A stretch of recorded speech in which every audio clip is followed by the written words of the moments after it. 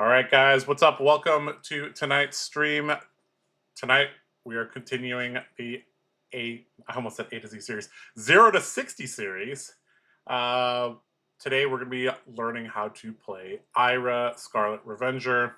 Now, this is a deck that when we initially did our tier list rankings, we put this, at the very, very simple to play tier. However, this deck has gotten the Armory deck upgrades recently, so there are several new cards that we're going to be experimenting with today. With me, I got my good friend Damien Riggins. Damien, how are you doing today? I'm doing good. How are you doing? I'm doing pretty good. I'm happy to play Ira. This is a hero that I actually began playing the game on. Obviously, she has changed quite a bit since back then. But this is one of those heroes that has a good mix of fundamentals. Plus, the modern builds, there's a little bit of finesse. Back in the day, it was just, value dot deck. You just Kadachi, 1 cost 5, or Kadachi CNC or something like that. But the modern builds look a little bit different, and yeah, I'm excited to try this out. Damien, you've prepared a switchboard list for us to take a look at. We'll take a look at that in a little bit, but yeah, this should be good fun. Damien, if you were going to Pro Tour, I think quite a few people on the team actually were considering Ira. Were you part of that group? Yes, I was part of that group. Okay, so this, and we are recording / streaming this a couple days before the Pro Tour. Obviously, it might be too late for anybody to pivot to this, but this is a deck list that at least some people on the team felt could be pretty good.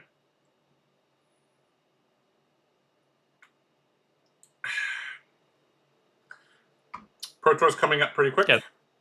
I'm actually quite excited to see how things go in Singapore. If you guys haven't checked out our tier list yet, we did record live. We actually did a live recording of our TheCardGuyz Singapore tier list. I feel like we did a pretty good job there. I had Damien, Nathan, and Aaron helping out with that. We've gotten pretty good at making charts, Damien. I think we've kind of perfected that. We're the best guys. We're the best in the business of that. All right, let's. Okay, so there must be. Well, there is going to be a lot of learning tonight, because I'm just thumbing through the deck list right now. This thing looks a bit different than what I'm used to. All right, why don't we just go jump over there and take a look at this deck list? Okay, actually, let's first just take a look at the Armory deck, because this is quite important here. Okay, so here you guys go. This is the Ira Armory deck. Now, this is a Edge of Autumn focused deck. Obviously, this is her signature weapon, so that makes sense. But they've expanded quite a bit on this weapon. Lore-wise, this is quite important to her identity, so it's kind of cool to see that a lot of the well, obviously in the art she's always using the Edge of Autumn, but thematically a lot of the cards do interact with it. So we have 3 new pieces of armor. Damien, why don't you talk a little bit about these 3 pieces of armor? I presume Robe of Autumn's Fall is like not played, but the other 2 seem like really, really good. Okay, so the main one that Ira gets that plays masculine momentum. It's Iris the Blossom. This card, you can discard a card to search Whirling Mist Blossom. You can do this if you've hit with like a Kadachi or an Edge of Autumn this turn. I think being able to search Whirling Mist Blossom is pretty strong, because you could do some cute stuff like discard Sea Legs or Fiddler's Green, but you're really activating it with just something like a Race Reflex or an Ancestral Empowerment. it just makes it really weird because every time if you search it, it's got like implied value that you didn't just like search it for no reason. Yep. If you're playing Kadachis, it is a consistent way to turn on dual threat. It's very important for the deck. It also Okay. has Blade Break 2 when you're finished with it, so it has the same block value as Masculine Momentum. Yep. Very, very strong. It's pretty good. Yeah, it's pretty strong. Apparently, this mask that like hardly covers the face blocks for 2, and the whole helmet, the Sharp Eye, blocks for 1. I don't know what world we live in there. Do you briefly want to talk about Robe of Autumn's Fall? Could this see it like niche usage as an Arcane Barrier replacement, or is this just Yeah, it's got AB1. That's it. okay? So instead of I Null wouldn't Rune play this for Robes, the fact. okay. Yeah. So you would replace Null Rune Robes with this just because it's strictly better. Okay. Yeah, no robe. This has text. That's the only reason I'd play it. Yep. This is a Connor Wraps. This card's crazy. Not just an Ira, but this card in general is just crazy. Mm-hmm. You can banish your edge bottom to give any ninja attack +1, which includes like Enact Vengeance. It's already coming in for 7. Your Vengeances, if they come unblocked, come in for +1. Because when they hit, you just grab it back. This card pushes on hits for some of your ninja cards that otherwise, you wouldn't get, or you force your opponent to give you more cards than they should for a card that, only has like, an act would only come in for like 7. They can't just give you 7 while this card is like on the board, right? They have to give you 8, or you can just O'Connor Wraps it. Kind of crazy. Yeah. It blocks for 2, Yeah. but I doubt you're blocking with this card unless you're dying. You're about to die. Yeah. Yeah. Okay, so I have a question, but first I'll start off with this.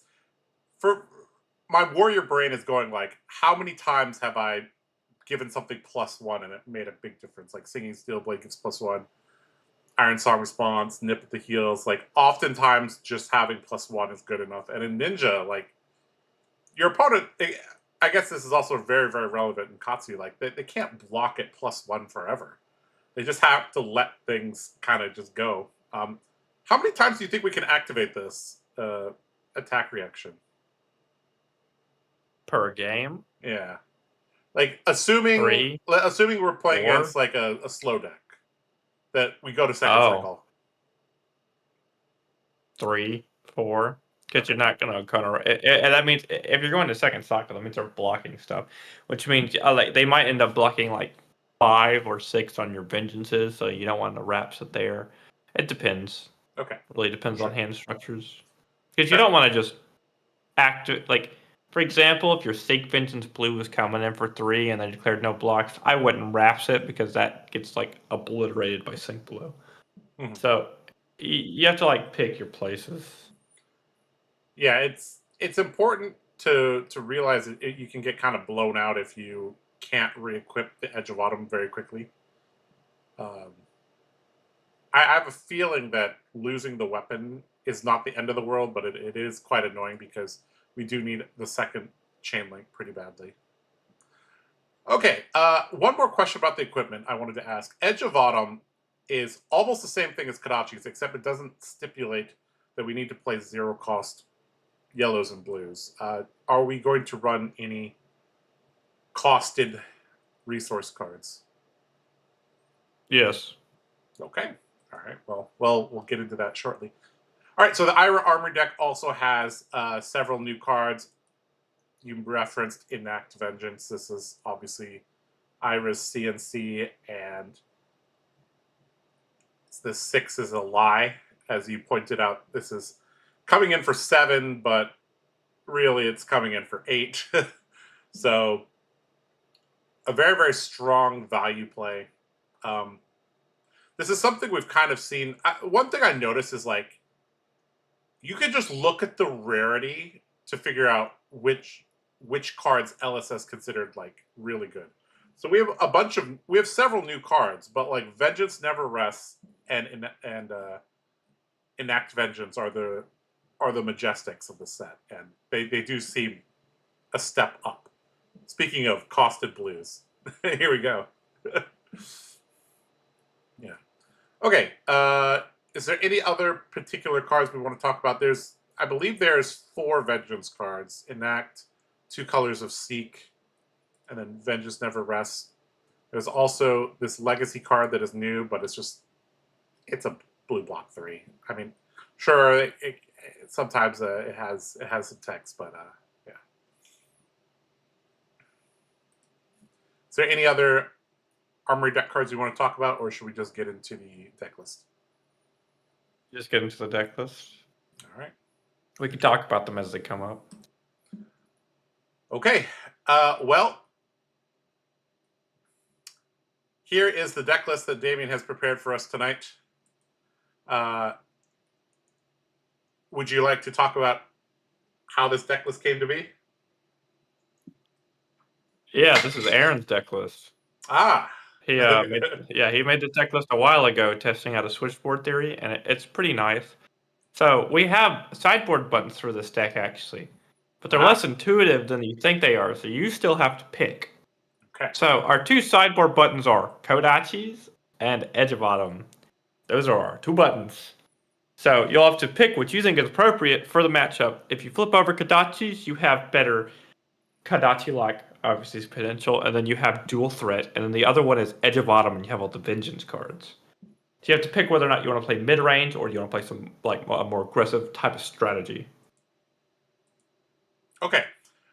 Let's just start with the Edge of Autumn core. So we're going to be using the 2 new equipment pieces from the Armory deck, and we are going to be using Tunic because Tunic is just the GOAT.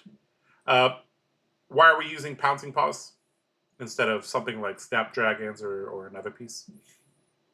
Bouncing Paws has unique usage in the deck. Most of the time, it's for dual threat. Another portion of the time, your opponent's at like 1, and you go Kadachi, Pouncing Paws, 1, Kadachi, and it takes 3 cards. You can use Pouncing Paws to trigger Ira ability on certain hands, depending on how you want to put. If like 1 more damage is enough to like push, because you can Crouching Tiger and like E-Strike for 8 or something.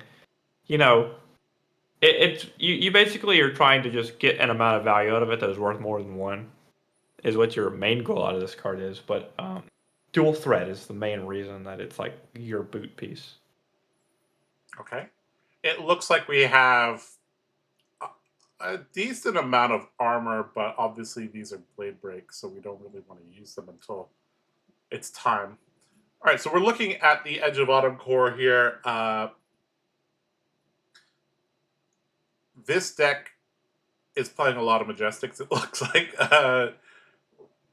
How do you want to break down this deck list? Do you want to talk about the attack actions first? You want to go by color pitch? You want to talk about the power cards? What do you want to do? Okay. Well, we should just start looking at cards, I suppose. Is there any card that you immediately look at and you don't know what it does? I haven't used Enact Vengeance, so that's going to be interesting. I guess every other card here I've played. Obviously haven't played with Seek Vengeance. Sirens of Safe Harbor. This is just your. So it looks like there's a good amount of 1 cost and 2 cost things in this deck, so that's going to be kind of interesting. What in the world is this? What is this? Why is this in the deck list? Rowdy Locals. Rowdy Locals? I mean, this card is just decent, right? Why? For a blue at the end of the game, it's coming in for like 4 if you just think about it, right? Right. Or 5 with like the Ira ability. That's like why it's in the deck. Okay. I'm noticing a decent amount of reactions in this deck as well. Yeah, you just finish your thoughts on this so that we can move on. Yeah, it's just an in-game card if you ever have to like cast a blue card. It's not like the worst blue card in the world, and it blocks for 3. It's got a disruption effect if you're given full tempo and you draw too many ways to not convert your hand. But yeah, we have multiple attack reactions in the deck, but you can tell they're not like crazy attack reactions. They're like +1 for the most part, except for maybe Razor. It's because Whirling Mist Blossom hitting is very powerful. Even if it's only for one, it still draws 2 cards. Right. Does this deck convert 2 random cards well? Because it's I like to theoretically you think could it does. draw. Theoretically, you could draw like 2 blues that don't do anything. You could draw 2 D reacts. You could draw a D react and a blue. But then again, you Well, could then you get also the arsenal. draw. You could You get draw the an E strike. arsenal of D-React. Yeah. Okay, so You we. could draw like a blue and a CNC. You could draw an E-Strike. You could draw a sensor. You could draw a card that you can arsenal because usually, Whirling Mist Blossom is you have a way to convert your hand past the Whirling Mist Blossom. So Okay. The only card here that I'm kind of wondering how to use is Bittering Thorns going to be Chainlink 1, or do we almost always start with Edge of Autumn? well, that's the thing. It depends. You have to think about how much armor the opponent currently has, and if they have 1 block on armor, if they have 2 blocks on armor. Do you want to play around a defense reaction? Because if it's on the second chain link, it comes in for 5. Are you okay with them giving you 2 cards from their hand? You have to think about these things. It is not like you play this second, you play this first. That's not how Ira plays. You have to just pick where your breakpoints need to go for each varying moment. Sure. How does this deck like to use Tunic? Back in the day, it was Kadachi Flying Kick, but I presume things have changed quite a bit since then. It's like It's like Tunic counter Edge of Autumn, Seek Vengeance into maybe something else. You've also got like Tunic counter Censor. You have like 2. It's mainly like the Swing Edge of Autumn as like a starter, or you could do it to like Razor something, right? You could go like E-Strike, draw a card, Tunic Razor, or you could E-Strike buff power, Tunic Razor. Okay. It's just to like smooth out your hands. There's no other chess piece that you'd like want to run anyway. So Okay. if you have Kadachi that lets you Kadachi CNC. Okay. I'm very, very comfortable with decks that are running like 20 to 24 blues. So this is right up my alley. Okay, so in the Edge of Autumn core, would we ever add anything down here? Maybe the poppers. Looks like the red. You might add. Yeah, these You say might daggers. add like Erase Face. Yeah. You might say Erase Face depending on the matchup. You could slide something in and out. Right. Okay. Yeah. Okay, so because of the way that this is constructed, there isn't really that much. The main thing is picking Edge of Autumn core or Kadachi core. That's the main thing. It's not like a lot of small tweaks here or there. Okay, let's look at the other one. We've got the Kadachi core. So same equipment. Obviously, we're switching the Edge of Autumn for the Kadachis. And we're also bringing in certain very, very powerful cards from the Hunted. We got Pain in the Backside, Cut Through. Both specify daggers, so they literally do not work if you're running the Edge of Autumn. Also, Dual Threat. So this is a card that can get a lot of value, but you kind of have to keep a pretty large hand. Because you want to send 2 attack actions and you want to send 2 Kadachis. Am I correct? To get full value. I want to send Kadachi attack, dual threat. Kadachi attack is normal sequence at. Okay, so and that requires 2 attack action cards, dual threat plus a resource card. So this is a 4-card hand, possibly a 5-card hand to play. Okay. Yeah.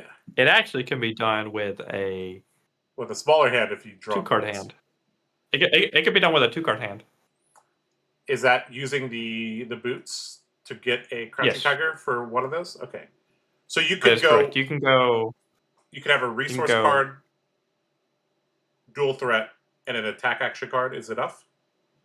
Yeah. So 2 cards and then dual threat, and then your boots are enough to trigger your dual threat. You can go Kadachi, Bouncing Paw, Crouching Tiger for 1, dual threat, Kadachi, Censor for 8. Okay.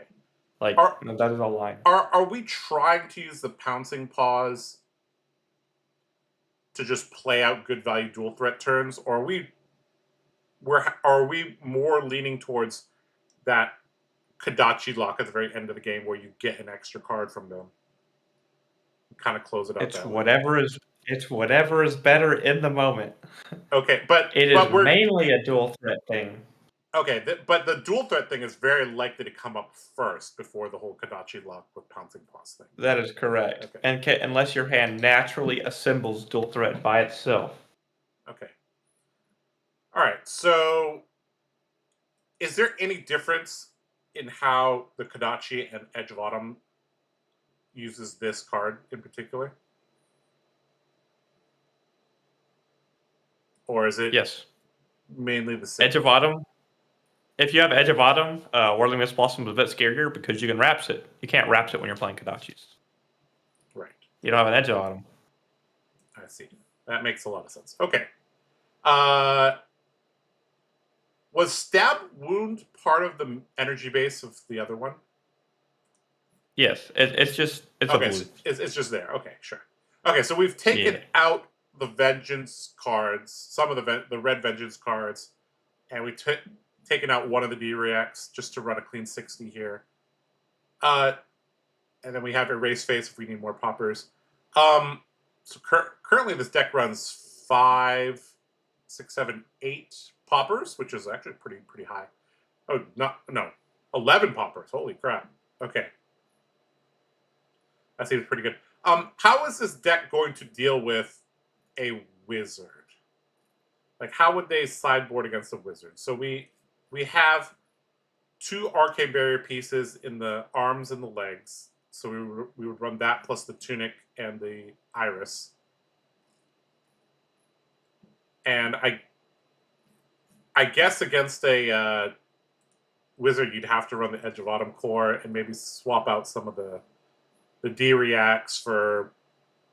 I mean, the dual threat is impossible to trigger, I guess. Yes, it is impossible to trigger. Yeah. If I'm playing against Wizard, I think you have a bad matchup against Wizards. But if you're playing against a Wizard, I would definitely side in the most aggressive of the 2 packages. Which I think it actually might just be Kadachis with because Kadachis you get access to cut through. Right. Dual threat, you're playing pain in the backside. And stuff like that. Okay, so the Kadachis and maybe just switch out the Sync Belows for the Erase Face and kind of call it a day. Yeah. Even the you might be forced to run 1 copy of Enact Vengeance just because you don't want to run Sync Belows against most of the wizards. I guess it's okay against Verdance and Ailio, but obviously Kin is its own thing. Okay, so we got AB2. The deck looks pretty streamlined. Is there any tips you want to give me before we go into the games? Play the highest value hand you can. That's basically Ira. Very basic, very fundamental driven. Kind of like a warrior. Yeah. Just play it like one. I feel like a lot of today is going to be understanding what the other heroes want to do rather than piloting this perfectly. One of the reasons I like a lot of... there's particular decks that are... I call them you do or you do not. You either are blocking and playing a very specific line or you're not. Whereas there's some decks that are very, very sequence-based. I actually don't like super sequence-based decks because you have to decide whether or not you're going to do something, whether you're going to block or not block, and then you have to decide how you're going to attack.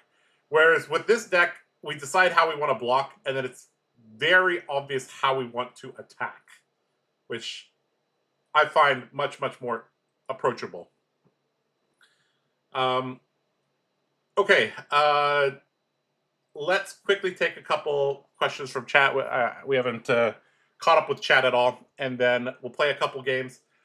You have somebody prepared to play some games with us, right?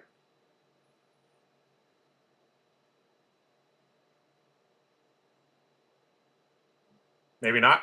We'll figure it out. All right, so let's see.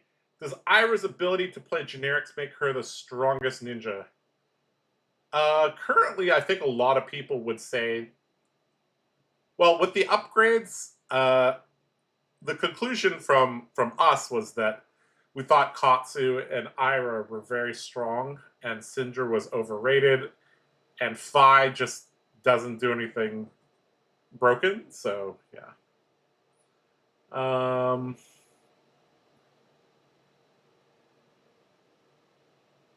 How does Slippy Go Again ability compare to Ira's +1 in a vacuum? I mean, her hero ability is way more simple, but yeah. So like Slippy's trying to like disrupt you and take cards and like leak a bunch of damage, but Ira's fine with like blocking down to 2-card hands because that's like her specialty. I mean, she is like send 1 CNC per 7. That's like her thing off of 2 cards. I mean, she can play 2-card hands very good. Also, the Edge of Autumn package can technically use dual threat if you flick the Okana Scar Wraps and then get the Edge of Autumn back. You can swing the Edge of Autumn again. So it technically can resolve dual threat. Okay. But it can only resolve dual threat with like exactly Seek Vengeance. I see. Interesting. Okay. That's gonna be hard. Or the other Vengeance card, which I don't think we're playing. Since Ira doesn't have a talent, it does not make her the strongest ninja. Currently, she's the 3rd strongest. Sometimes the hero ability matters more than the talent card pool. For example, Phi has access to the whole Draconic Ninja card pool. But he can't really use daggers that effectively. He has to use his Searing Ember Blade. So Josh, in relation to your, do we have opponents? We have an opponent to start off with, but everybody's busy today for some reason. So you might end up playing against me for some of the games, and we may reach out to Talishar. Maybe. Okay. I mean, if we have people in the chat that like to play, I don't mind playing people in the chat. Rather than completely random opponents from Talishar. That'd be nice. Okay. Sometimes I wonder if the E-Pots they include in the deck is just because of Jarl. I mean, E-Pot is a good card. I'm new to Fab, but played Magic the Gathering. Are you allowed to have more than 4 of a type of card in your deck? You can have 4 of any named card. Sorry, 3 of any particular named card of a particular pitch. For example, if we, I don't know if we have one here. Oh yeah, we do. Okay, so you see we're running red Seek Vengeance. We can also run blue Seek Vengeance, and that's fine. The only cards that are a little bit different are cards that have the legendary keyword. Not legendary rarity, legendary keyword. You can only include 1 of those in your deck. They'll clearly state. There are also Copper Cog, which you can run unlimited amounts. So yeah, kind of like Persistent Petitioners, my favorite mill deck card.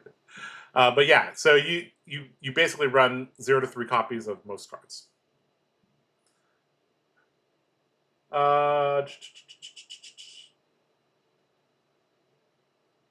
Dual threat is playable because you attack twice with Edge of... Yep. Damien mentioned that. You can run 3 of one color. Yep. No weakest link. Okay, that's actually an interesting thing, Damien. Why don't we talk about the cards that are not being played? Are there any common cards that this list is not playing? Yes. I think a lot of the 2 for 6 with on hits would fall under this. Well, one that has picked up recently is Blanche. Yes. If you notice, 3 for it's 7 not in our deck. Yeah. Mm-hmm. It's actually not bad in Ira. When I was talking to Aaron about it, and he said it's unnecessary. So I'm going to believe him there. I mean, I've played Ira into Gravy. It doesn't feel like it's hard. You are definitely favored starting out the matchup. Okay. Then you have... we have chosen Erase Face because it's just relevant in the meta right now. Weakest Link doesn't hit many heroes that you really care about. Like, if you played in a grave and you hit them, you're going to make them discard an ally. I mean, that's where the card was going anyway. And you play it into KO if people still play KO a lot. Yep. But he's not very popular right now. Yeah. You'd also play it into Prism, but I feel like you just need to kill Prism nowadays. Fair enough. Yeah, this deck also has a lot of poppers, so I'm not worried about that. You know, Damien, I'm actually... I want to point out something. This is something I realized yesterday when I was playing Kasai at my Armory, is that a lot of the WTR, ARC, CRU cards say hit. They don't say hit a hero.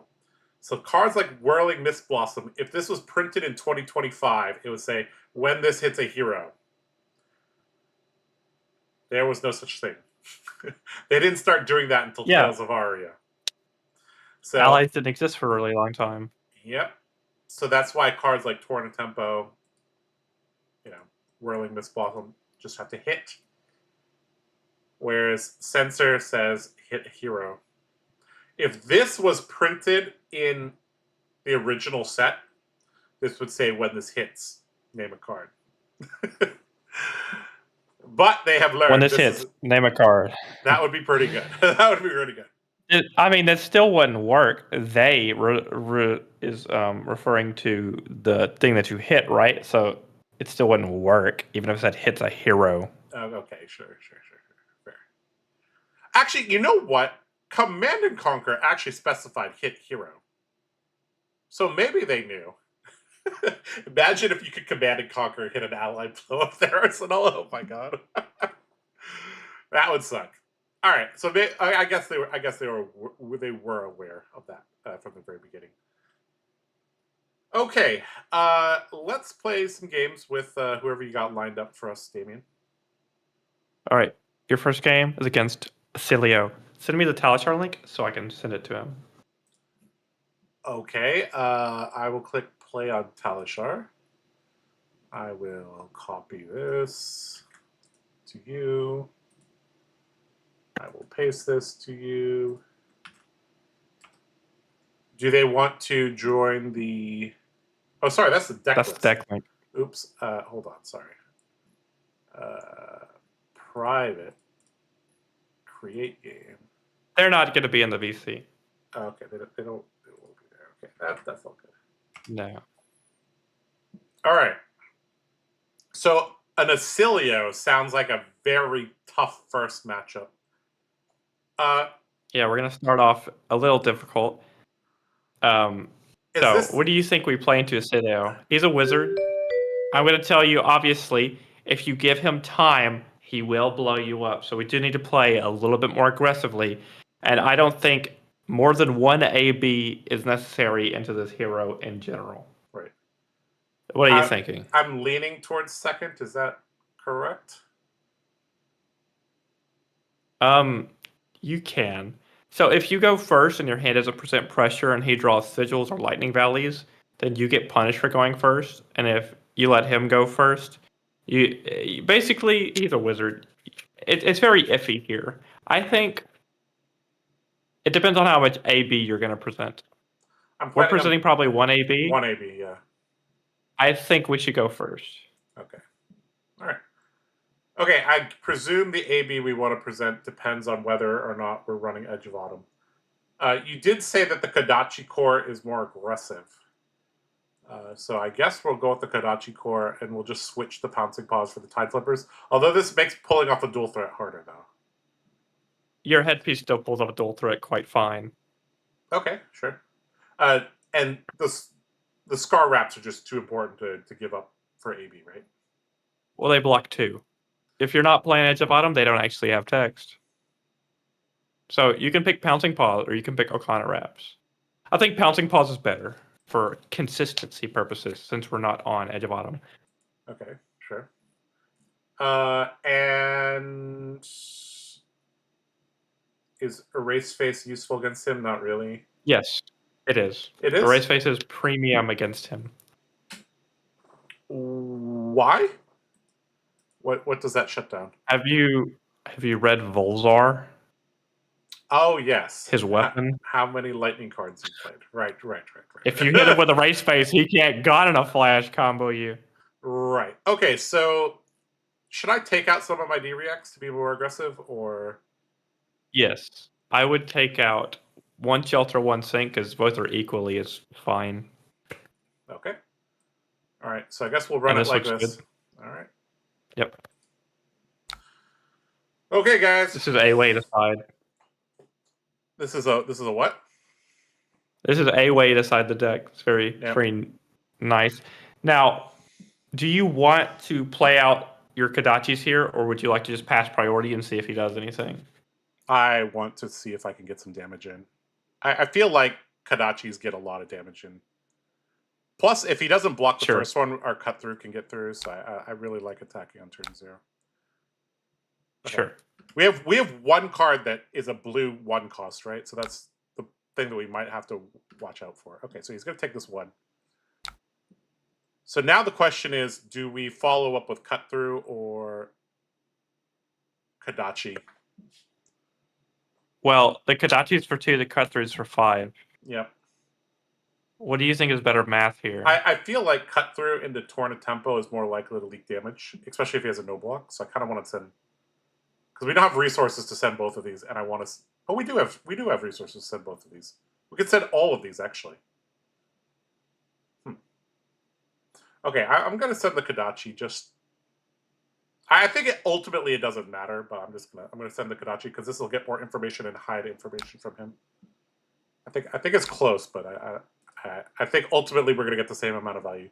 All right, so he discards Sigil. I do have I do have a bonus on the checklist today. Oh, I don't think you're gonna get it. All right, I'll try to. It's a very difficult one. All right. It's only difficult for you.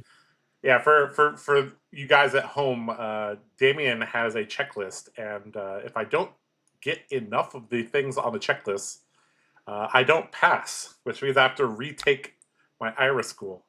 All right, no blocks That's again. Right.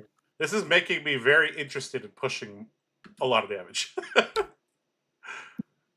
Okay, so I'm thinking like either he has no blocks or he has like really high priority cards he doesn't want to block with, like 2 Gone in a Flash or something like that. Is that an accurate assessment?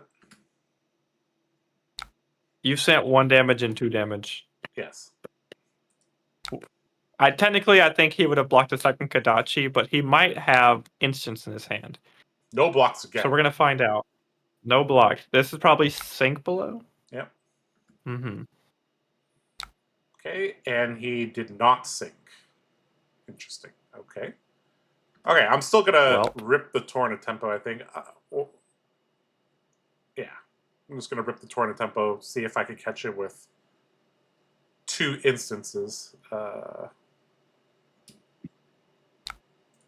Is this a good card to have in your arsenal? It's all right. It's all right. Okay. If you draw Ancestral Empowerment, I think it's good. Yeah. All right. So to be fair, it comes in for like 3 on hit draw. I think he has 2 no blocks here. Yeah, he might. He does. And we can't play this, so we'll just arsenal this. Okay, so I feel like we did pretty good there. We got 5 damage in. We still ended with an arsenal. Seems pretty good. Probably gonna play out a Sigil or 2 here, right? Yeah, 2 things. Yeah. So CLV and Sigil of Lightning. It's pretty good. Very scary start. Yeah, very scary start.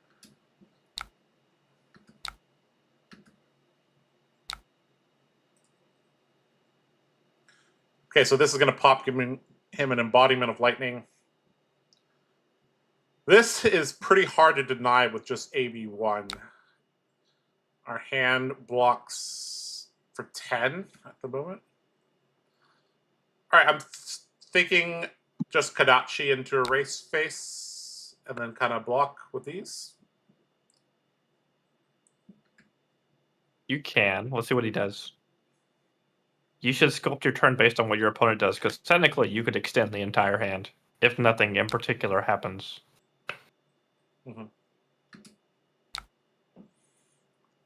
Okay, so Flittering Charge. generally we want to deny the draw as long as possible. So, would you advocate for using the armor? You can use the armor here. Ailio doesn't have a lot of physical on hits in his deck, so it's mainly just like Channel Lightning Valley. You could definitely give that here. Yep. I don't think it'd be terrible. All right, that's. I mean, there's going to be a lot of breakpoints coming in, so I anticipate. Obviously, he's going to get to draw somewhere during this turn, but I just wanted to delay his card draw a little bit. Okay, well that's very convenient. 2-on-2. So yeah, you can give 2-on-2. Yep. I mean, if you had Tunic counter, I wouldn't block past this point. I would just, if he has Mind Warp, you just, I mean, like, if he has Mind Warp, it'd be kind of awkward anyway. Yep. But let's see what he's got. Obviously, some kind of 0-cost spell. Yep, he played Sigil Brilliance, and here comes an Etchings. Yeah.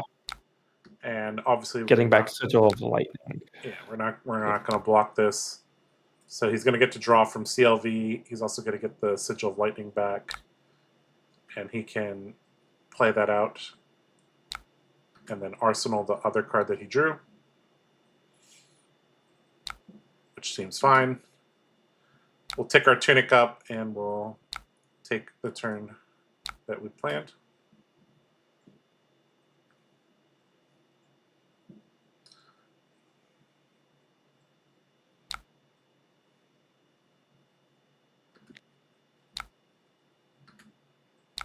All right, Erase Face, very good against Ailio today, I learned. For 7. Yeah, even better. He does play Sink Below in his list, so there's that. He still also has 3 1-block armor. Yeah. I guess you could technically count the chest face as blocking 1 too, but yeah, he probably doesn't want to block it. But it's there though. Yeah, he definitely is going to want to block with these before his combo turn. Is Flash of Brilliance involved in a combo turn, or is that kind of just? It's optional. It's just there because there's not much better to play. No. It is a very good card. They'd be obviously playing a different headpiece if it wasn't good. Mm-hmm. It just lets you like filter better with Sigil of Brilliance and stuff like that. So. Okay, he did have the Sink Below. Didn't have to give up armor. Yeah, it's pretty good. No Sink. No Sink. Correct. All right, our Tunic is going to come up, and we're going to have our Mist Blossom. Oh, we also drew an Empowerment, so we have a pretty cool turn possibly here. And a Nip in the Heels. Yeah. We have probably blocking with that, but we have it. Yep. All right, so I'm starting to think here. I'm kind of liking Kadachi, Mist Blossom, Empowerment. And then we can probably end with Sirens or something. So So we don't need one of these blues, basically. That is correct. Do we block here? Because there's a possibility we do not get a chance to block. Well, they've up-fronted a Sigil Brilliance and played a Blast to Oblivion. So they're going to play probably like a Somersault here, another Sigil, something along those lines. They're going to bounce their current Brilliance, and they're going to go up a card. Yeah. So there's more turn to be had, but there's no guarantee that it's not just a bunch of instants into a spell. So you definitely should give like a 3-block here. Okay. In my opinion. Yep. That's also my initial gut feeling as well. All right, so there's the Somersault back to the hand.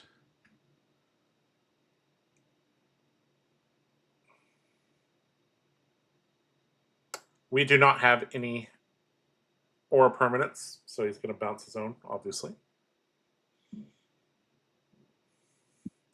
Currently, he's amped 3. Kind of scary. Hopefully, it's not like Sigil Mind Warp. That would be pretty bad. Or Sigil. Well, actually. Ooh, CLV is also pretty bad. Yeah, that's pretty bad. All right, so he's going to draw from CLV. Then they could do some really cool stuff here. Mm-hmm.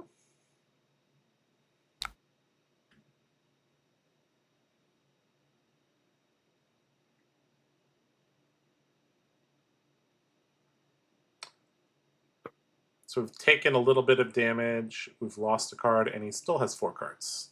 All right, so Sigil's going to gain him some life. Or sorry, No, he discarding discarded it. it. My bad. Might be looking for a spell. Yep, probably All this digging. amp will go to waste if they don't have one. Yep. Most Ailios are running like 12-ish spells, if we count the shocks. Etchings, Comet Storm, Etchings. Null Shock. I mean, there are 9 shocks on their deck. So it's more like 15.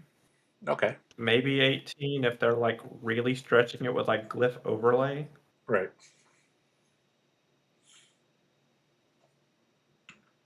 Some could be on Sigil of the Aether, which is like a spell. Do we do the checklist twice? If I fail to pass, I will retain all the previous progress, thankfully. It looks like it's probably going to be a shock, so we're probably taking a lot of damage here. Yep.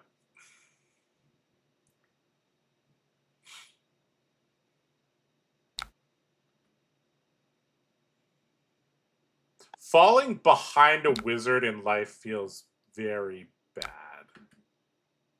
Well, Ailio is like an aggro deck. Yeah. But he's also like a wizard that you can't give a lot of time to because they'll just deal you a bunch of damage. So this is Shock. This is a Comet Storm. This is Amp 8. This is 9 Arcane. Yep. We will take 9. Yep. Ow. Is there a chance he actually blocks our Kadachi? Is there a chance? Maybe. Because our Tunic is up. I mean, we can swing it. Yeah.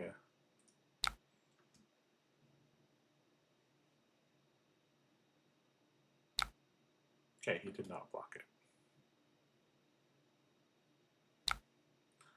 Okay, so we can go Miss Blossom from Arsenal. Yep. Threatening 2 card draws. Even if this doesn't hit, we can always just Tunic Safe Harbor and then say, okay, we got some value from it. Also, without the Edge of Autumn and the wraps, he might just block 4 on this. If he has a Sink Below, we're actually very, very sad. He's already played 2.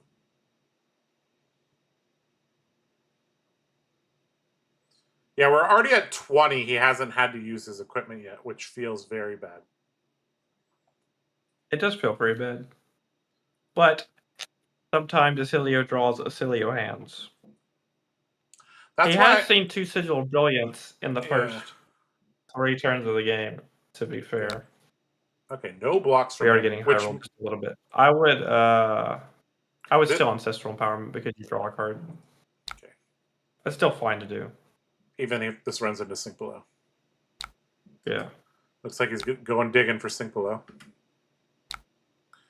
Okay, this is one of the best cards we could have drawn. Because if this hits, we get to... Yes. Sweet.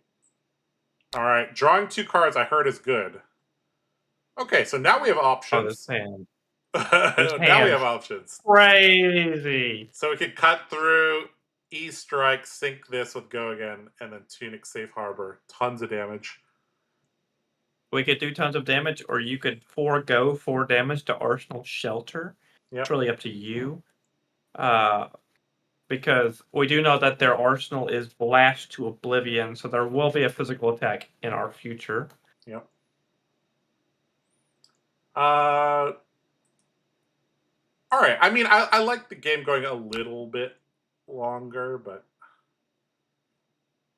having the shelter does feel nice to prevent some breakpoints.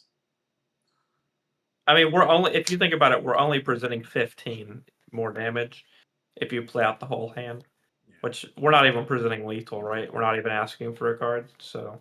All right, so E-Strike, sink the cut through, and then Tunic Sirens, or some of the shelter. Yeah. Yeah, you could do that. We do need to live to continue playing the game. Yeah. Oh, you're so wise. We need to live to continue playing the game. Yep. That's right. Tell him he's wrong. You can't. All right. It does kind of feel like we're dead, though. Yes. I feel. Yes. If this was CMC, If they maybe jam- we would have a chance.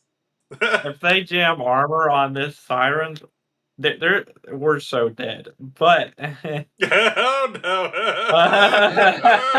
but you know, there was never like a moment that we couldn't send this siren. That it feels too stupid. Yeah. It's possible to commit no mistakes and still lose.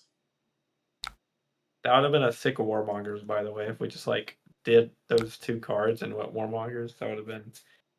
Oh yeah, that's another common card that ninjas run that this list is not running. Is there?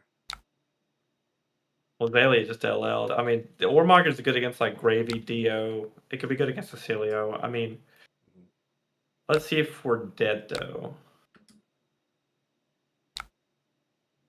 I don't see how we're not. This is one of our bad matchups. At least the hand blocks decently. Yeah. I kind of want to just shelter this from Arsenal. Yeah. What do you think about discarding shelter from hand? It's just 1 less value. It's not stopping anything. It's 1 less damage. This Gone in a Flash is probably getting cast 3 to 4 times. All right, so we're kind of playing around the last CLV, or one of the last 2 CLVs. So. Well, CLV Gone in a Flash is like a straight. He pitched one, so yeah. CLV Gone in a Flash is a straight non-bow, by the way. Yeah, so he's popping Lightning Greaves. Probably dead. Unfortunate. Okay, there's a 3rd sigil. I'm going to return this back to hand. All right, I'm very incentivized to block with Tunic, I think. Or we could just block with the shelter as well. I think that's also fine. Dude, you're so dead. Yeah, I know.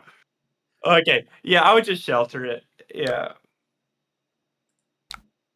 They have drawn the nuts. Unfortunate. Wizard players be wizarding.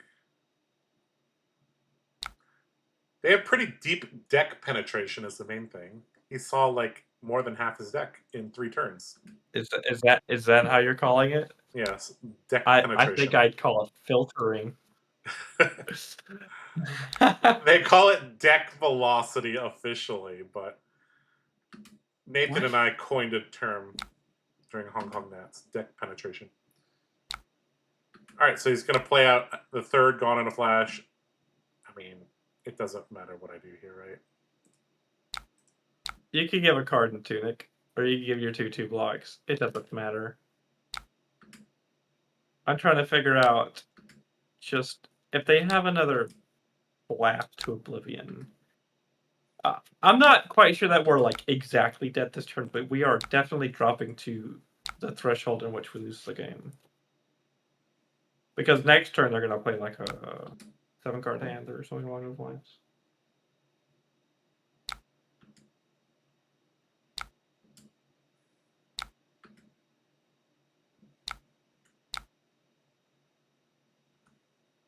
You can give headpiece, I guess, technically. Yep.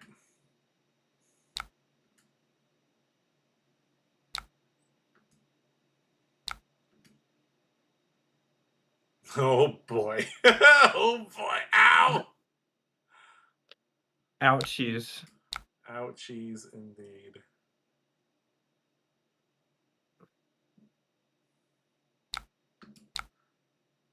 We're gonna die by passing priority here. Oh, you're already dead.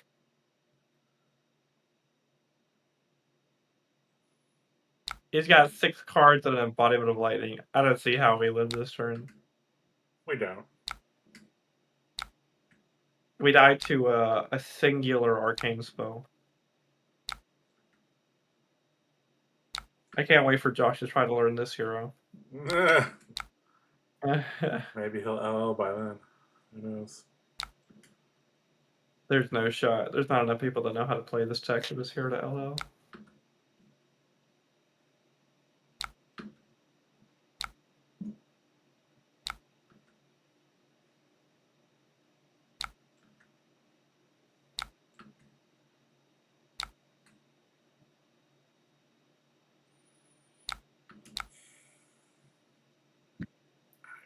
Literally does not matter.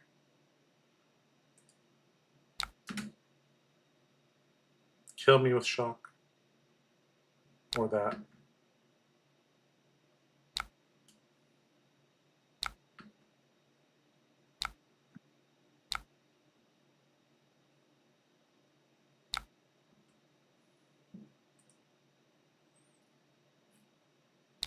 This deck's pretty good.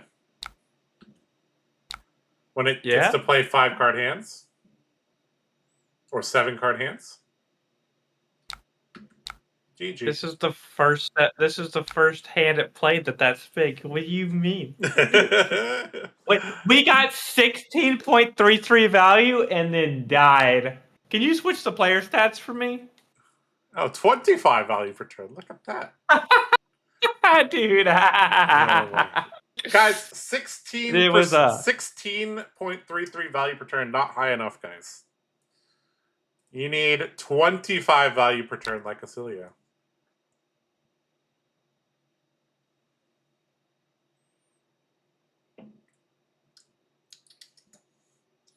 Wait, this isn't Warrior. Am I on the right stream? You are on the right stream. Okay. I feel like that's not the best example of how... Like, this, Ira feels very like Warrior that they don't want to see Wizards. They want to fight a quote-unquote fair fight. Well, even if we didn't play AB against Ailio, we still super die there. Oh, for sure, for sure. It wasn't a... Yeah, his pitch stack. By the way, that was one of the higher... That was one of the higher high rolls you're going to see out of Ailio, by the way. Right. That was nuts. I don't think any hero beats that line of cards. Which is sick. Well, actually, maybe Kano does. Kano could just kill him. All right. We have our next game lined up. If you want to go ahead and get that started, and send me the link. All right.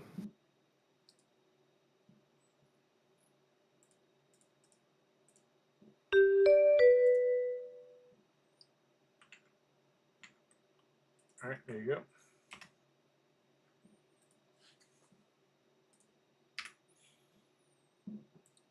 All right, you're playing against Synindra. Oh God. Oh God. All right. Well, I want to try the Edge of Autumn core, and I don't care. Well, you're in luck. The Edge of Autumn package is what you play into Synindra. Okay, great. Let's get a deck to make sure the erase faces are in. Go ahead and add those. We're at 62. What card do you want to? Yeah, I thought. What card do you want to cut to add these? Sink Below. You want to cut Sink Below into Synindra? Flip Flack also doesn't seem amazing. We don't have that many combo cards. What about Razor? Oh yeah, Razor's not very useful either. Yeah, we just want to ancestral empowerment our Whirling Mist Blossoms. You want to run it like this? Yes. Okay, and then we run this. Okay, all right, let's try it this way. So we are going first. We're playing against Synindra. Synindra? Yep. Oh my goodness. Synindra. The person who took the Synindra I tell you now, this guy only plays Synindra. Oh God. I haven't seen this guy not play Synindra. All right.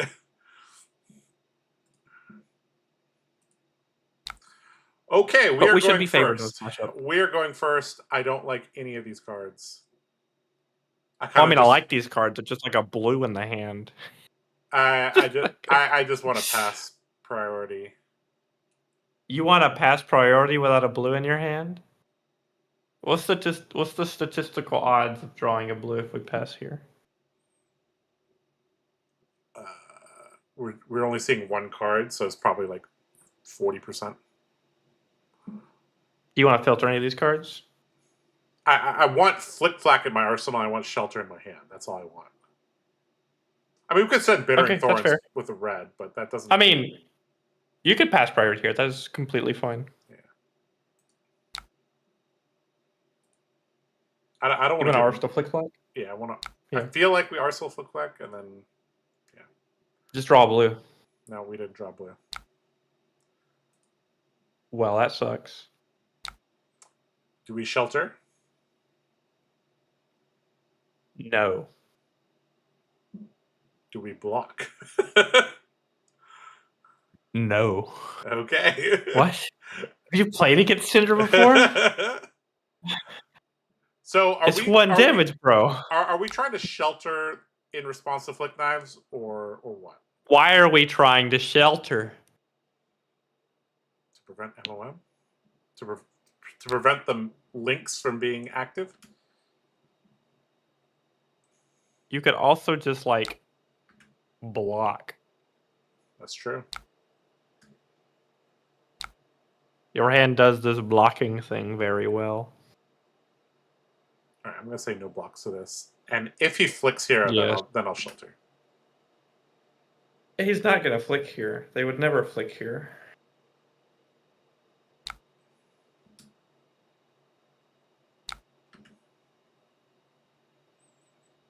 Okay, so he took a resource on the Blood Spattered Vest.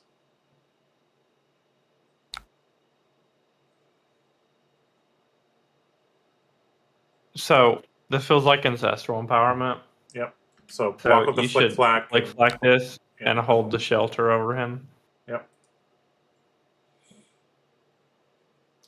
Oh, this is a combo card, so this could actually block for a lot if we do this right.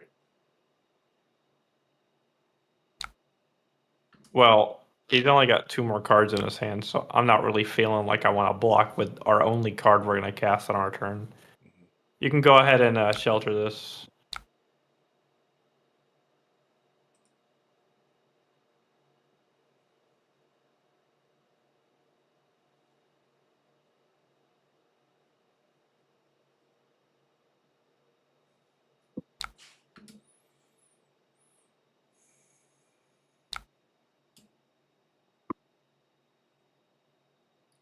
All right. Hopefully he doesn't have a second Ancestor Empowerment.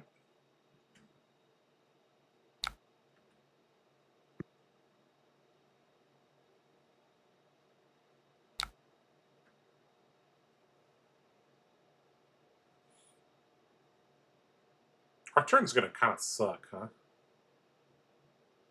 It's because we didn't draw blue. That's true. I told you this. Yep.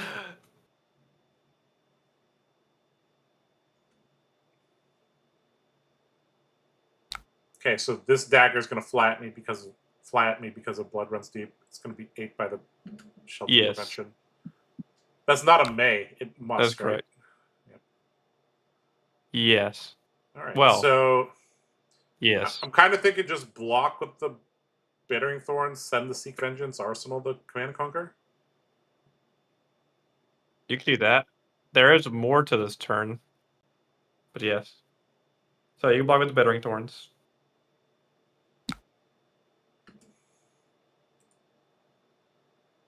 There was like a world you could block with the Pouncing Paws there because you still have Shelter up, but it's not a good argument. Yeah. If this is a breakpoint attack. Well, it doesn't matter. It doesn't matter. The MOM is gone now. Yep. All right, so that was a Warmongers. Okay, sure. Gonna get the daggers back. And okay, so we're gonna just get to send Seek Vengeance and Arsenal CNC.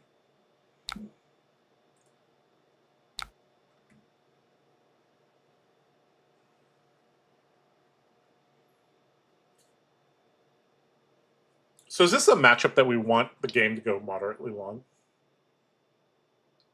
I mean, you're going to be giving 2 cards and playing 2-card hands for like a vast majority of the game.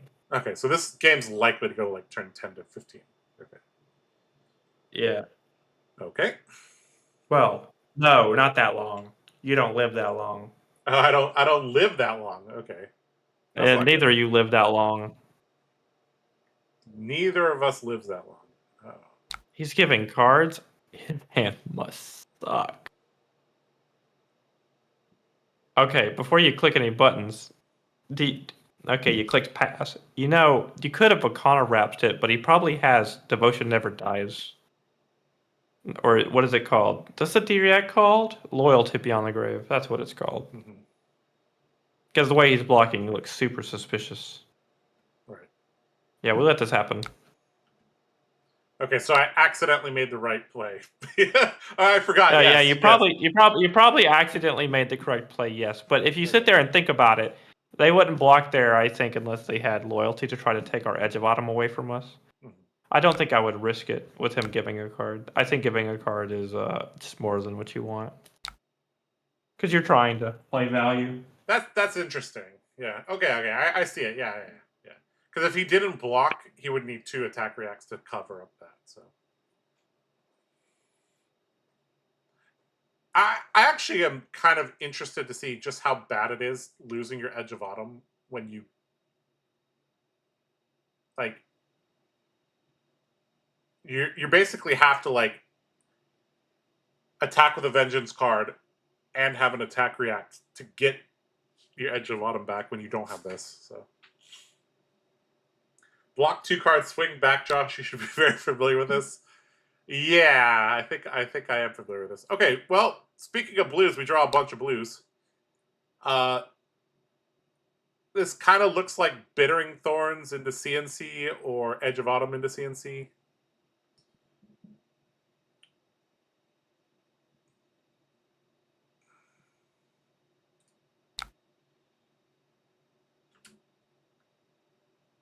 What's your thoughts on this turn? Do we want to use our Tunic pretty aggressively here, Damien? So if you use your Tunic, you can go Tunic, Edge of Autumn for. I mean, my bad. Tunic, Edge of Autumn. Well, you don't even need to change the Edge of Autumn yet. That's just telling you have a 2 cost. You go Pitch of Blue, Edge of Autumn, Bittering for 5. He'd have to give you 2 cards because his boots only block 1. And you can play the CNC for 7 when it hits for 5. I wouldn't block this chain link in particular because it doesn't matter. It doesn't matter. You can give up another card from your hand though.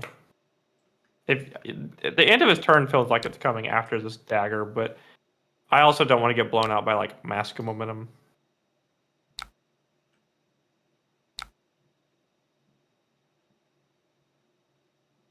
So if this is if you give a card here, and he flicks and he throws a card at you, you've made a wrong decision. So you're just supposed to hold. Yeah. Because if this it's is not like you can't convert the. It's not like you can't convert the Seek Vengeance, by the way. Yeah. Because it just has go against. Just yeah. It converts to 2 no matter how you slice it. Yeah. So. It can either block here or it can. If our previous assumption is right, there's probably nothing after this. And the arsenal is devotion, loyalty beyond the grave. Right. Well, I feel like that if they had a 1 cost, they would have made a resource and threw like the breaking point or whatever at us. So there's that. Yep. Good defense there. Okay, so do we want to lead with the Edge of Autumn or lead with the Bittering Thorns? I want to lead with the Edge of Autumn because you need to do that because of the Seek Vengeance in your hand. Or alternatively, you could make the Devotion weird and go Bittering Thorns here, so that it's not a clean block. All right, he did not block. So I think well, that doesn't matter for Seek Vengeance. I think I would actually just Arsenal the Seek Vengeance. Is that weird? Yeah. Are we only irising when we have an attack react? Is there any bonus to bluffing that we have an attack react? No, not in this matchup. Okay. I Okay, would just play the Bittering Thorns and hold the Seek Vengeance. Okay. Okay. We'll Arsenal it. Okay. So we go Bittering Thorns into CNC then. Okay. Yes.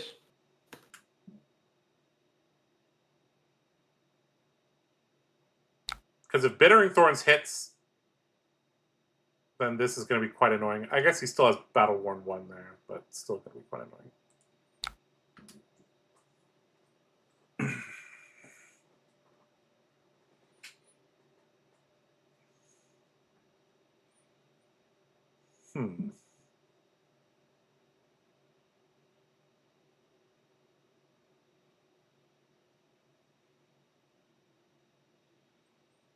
This card's really good.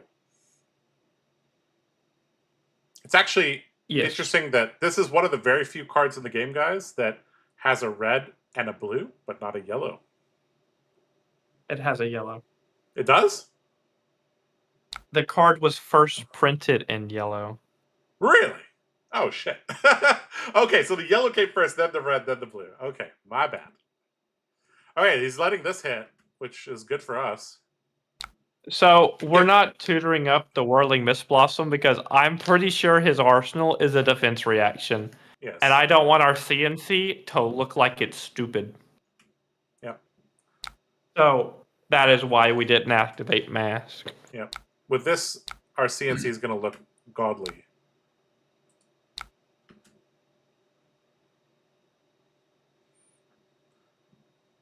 If he doesn't have 2/3 blocks plus Dragon Scaler, like, we're going to get so much tempo from this.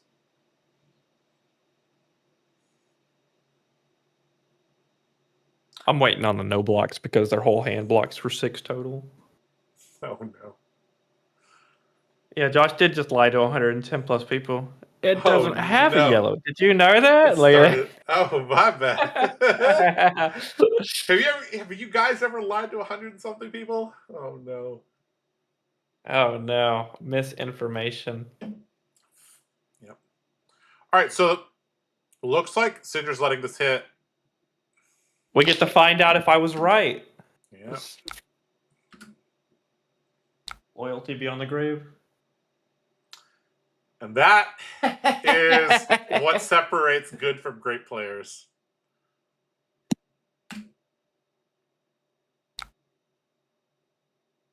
That was a very good example, guys, of the difference between good and great. Okay. All right, let's was there any point in discarding this to Arsenal? No. Remember I said we don't do it because he has a D-React in his Arsenal and I don't want the CNC to look like garbage. I know. This puts it in banish. Read this card. It puts it in banish zone. Read it. Oh, yeah. My bad. Read the cards. Okay.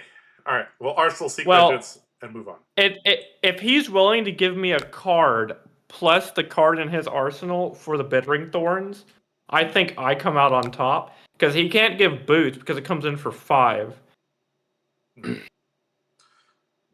All right. This hand looks pretty weak, Damien. Especially considering his hand is weak. These things don't have text. We are not blocking this 1 damage. Please move on to the next chain link. Okay. Yes, you do not look at this hand and go. You do not look at this hand and go. Yeah, I mean. I know that. Okay. Oh my gosh. So I knew it had a D-Rag from the way that he was blocking our vengeances earlier in the game. That's basically all it was. You could just tell from your opponent's play patterns whether or not they have certain cards in their arsenal or whatever. Do we want to block pause plus stab on this? Force him to flick now. That's fine. I think that's fine. You could block pause here. Okay, so we're forcing the flick here. So this is keeping the MOM alive. So we have to block the next attack. Let me pull up my checklist for a minute. I need to see what's on this thing.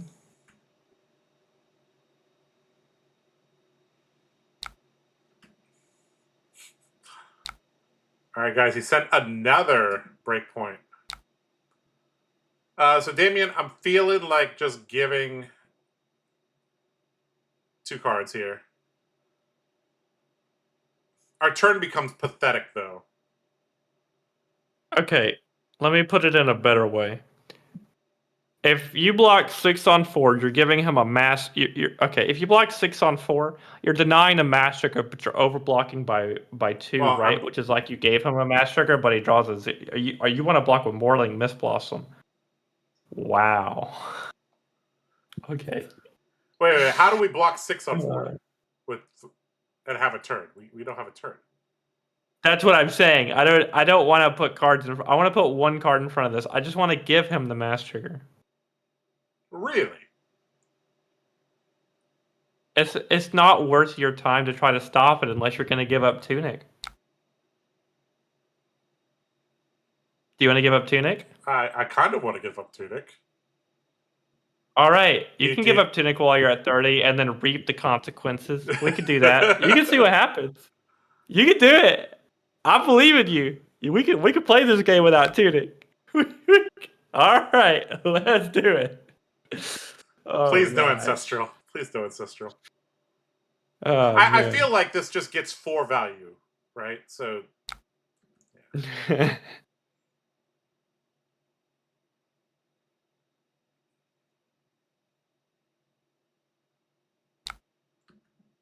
Our turn just sucks though. Like how are we supposed to?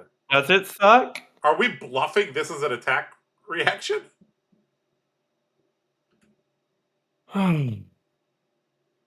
I don't see how this hand does anything without extra cards.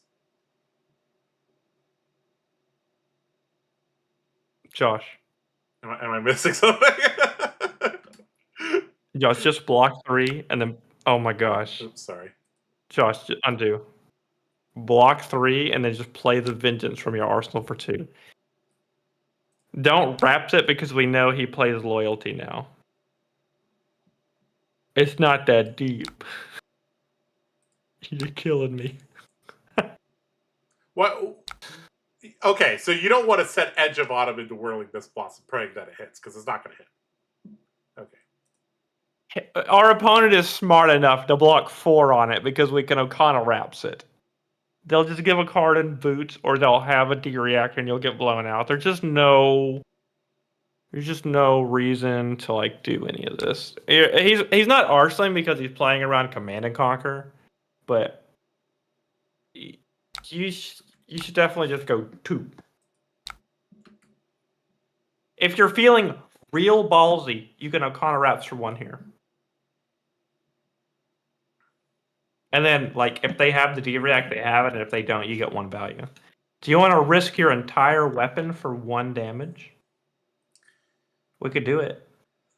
All if you think you're behind. I just want to do it so I feel something. Okay. Sure. No! Yeah? No! Uh-huh. Okay. We don't next time you should listen to next time you should listen to me. Weapons. We don't need weapons around here, guys. Oh, you think that. Chat said do you it. Definitely do. God. Oh no. Alright, so we lost our chest piece and we lost our weapon. This is not oops. Yes. It may look like you have the lead in this game, but you don't. Oh no. Tunic and weapon are overrated, you're right. Yeah. Who needs tunic and weapons, guys? We don't need those. Man, if we had an Edge of Autumn, this hand's crazy. Dude. Oh no. Oh no. Oh, we don't need a weapon. I'm going to do it just to do it. And so now we learned that you never do it like that when it could be blown out. Uh-huh. Oh no. So what did we learn, guys? You might not pass. Oh no. Okay, how do we get our weapon back? We need something with vengeance. You have to hit with a vengeance card. Okay, so that means we need to keep these 2 cards to try to do that, right? So we can block with these on the side. All right, let's get our let's enact some vengeance next turn. All right.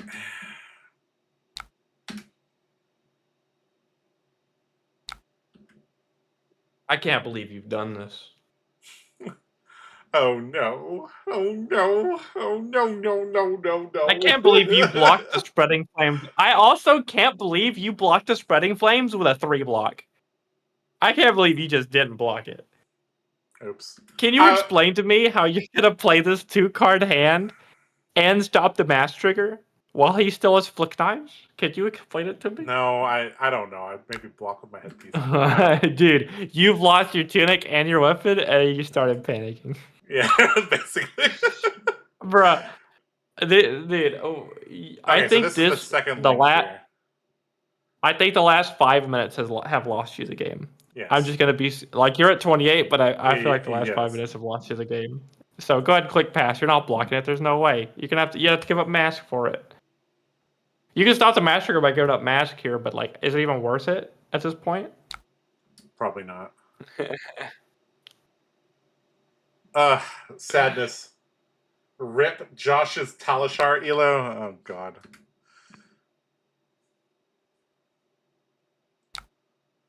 If they did Elo, it would be hero based, hopefully. Okay, so this is 4. So got a sink below. He'll flick, and then this card will draw him something.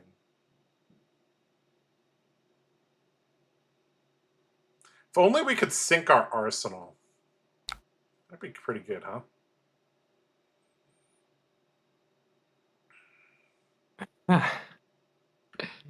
You're killing me. Guys, I might fail Ira school, guys. Oh no. Oh my gosh. Oh god.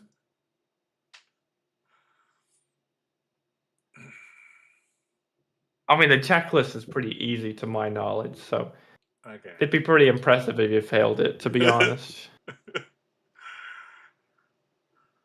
Sometimes, guys, learning what not to do is just as important. Oh, we could have made a tiger and then sank it, right? Oh no, it goes with Banished Stone. My bad. See, I don't play enough Ninja. I just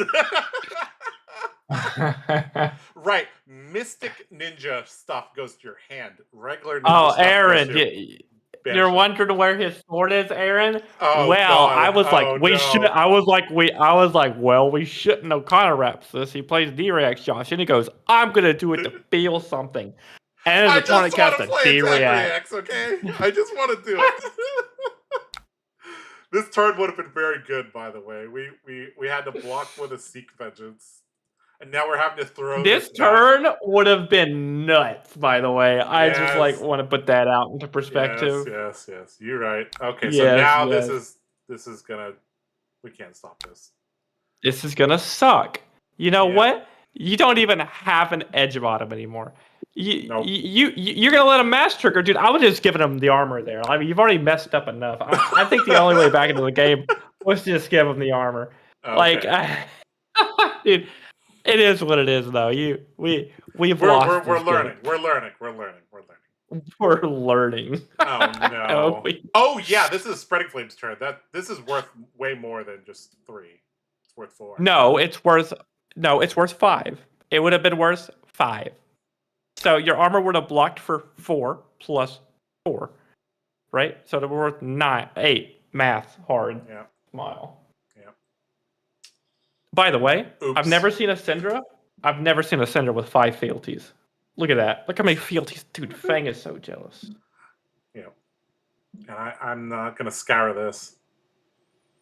Does Ira know martial arts? I don't know.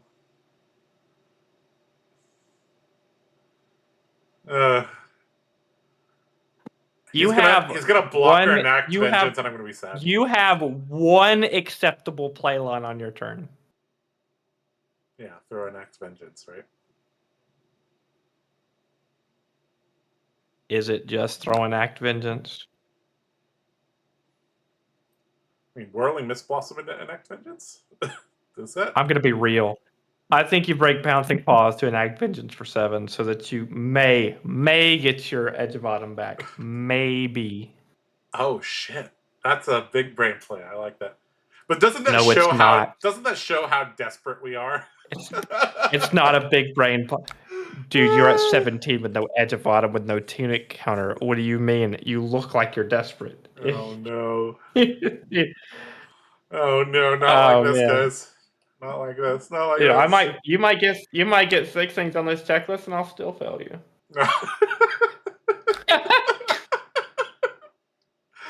Well, it's definitely happening earlier than I thought. Okay, yeah, we definitely should have gave the armor there. That was just. He said we don't want to look like we're desperate. We're desperate. Couldn't we also just go Whirling Mist Blossom into Enact Vengeance?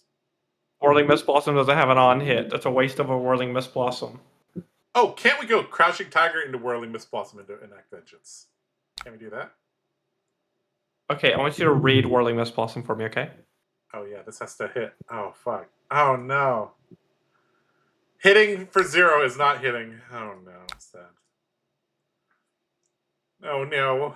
Oh no. Oh no. Your opponent doesn't even think you're the real Josh Lau now. Well, I mean, he should know. It's a private game. He's definitely the real Josh Lau. He's just like, I didn't think it could be this bad. Oh no. Okay, maybe if he's giving you back your weapon, you're so dead. All right. We're gonna pick our weapon back up from our bench. I can't believe you lost a favored matchup, but if you lose to me on Gravy, I'm gonna be so disappointed.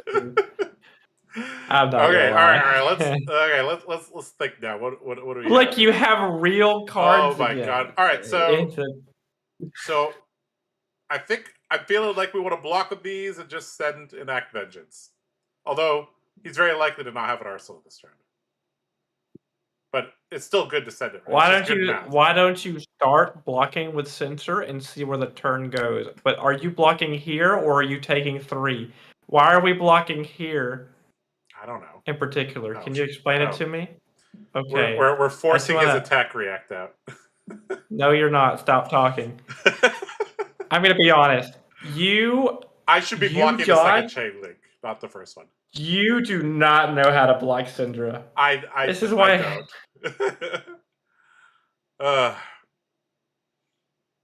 I just look at my hand. I'm like, okay, I want to keep these cards. I don't need these cards here. But obviously, yes, I'm supposed to.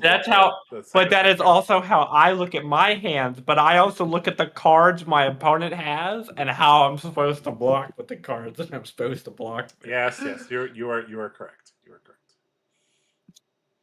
As a bonus, we got his attack react out of the way, so it could be. Josh, Josh, I'll tell you the bonus on the checklist though, because I just don't think you're gonna get it. So the bonus on the checklist is to win a game with less time than your opponent taken. Oh no! You have to take less time than your opponent, and you have to win it. It's the bonus. It's not part of the 10. It's not part of the 10. But I'm going to put this bonus on every hero going forward, and I don't think you'll ever get it. But that's going to be hard. It's going to be hard. It's going to be hard. Okay, so he's hit twice. Okay. Decision time. Do we keep the Command and Conquer or the Enact Vengeance? I guess the Enact Vengeance is just better. Neither of these is going to have text. I don't think he's arsenaling. Are you serious? Did you say the Enact Vengeance is better when you know your opponent is playing defense reactions in their deck? Are you just like inting? He's already played 2. He has played 2. He might not even play a third one. How do you know that he's not on Shelter, a third Loyalty? I mean, you could keep the Enact Vengeance. I think that's fine. I don't think there's much merit to be gained from either of them. Yeah. to like keeping either of them in particular. It's up to you. You keep the inactive Vengeance because you want to activate the gloves again and turn Yeah, doesn't like get blown up. I want to activate the gloves again. I just want to. I want to tap my. I want you know this, that but like a warrior version of it. All right, whatever this is, if this is for 4, we're jamming our armor. You do have a warrior version of it. It's called Bright Force Bracers. It has battle worn, and it gives +1. What do you mean? No, Brave Forge Bracers needed to be an attack do you reaction. really want to do you really want to deal with having to guess whether or not you want to flick an axe at somebody and maybe not have 2 weapons during the game? You're crazy. Oh god. All right, so getting back to daggers, sure. Sending. So this doesn't trigger MOM, so whatever.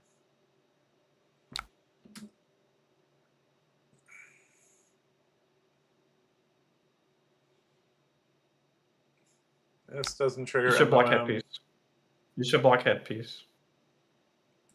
Right, this interrupts the chain, so we don't have to block. You were about to snap. You were about to snap. No block that. I'm not playing the game for you, Josh. I'm just giving you advice. So I don't think you should. Oh, whatever. Uh-oh. Ow! Blood runs deep, hurts. All right. Well, we're committed to doing our plan, so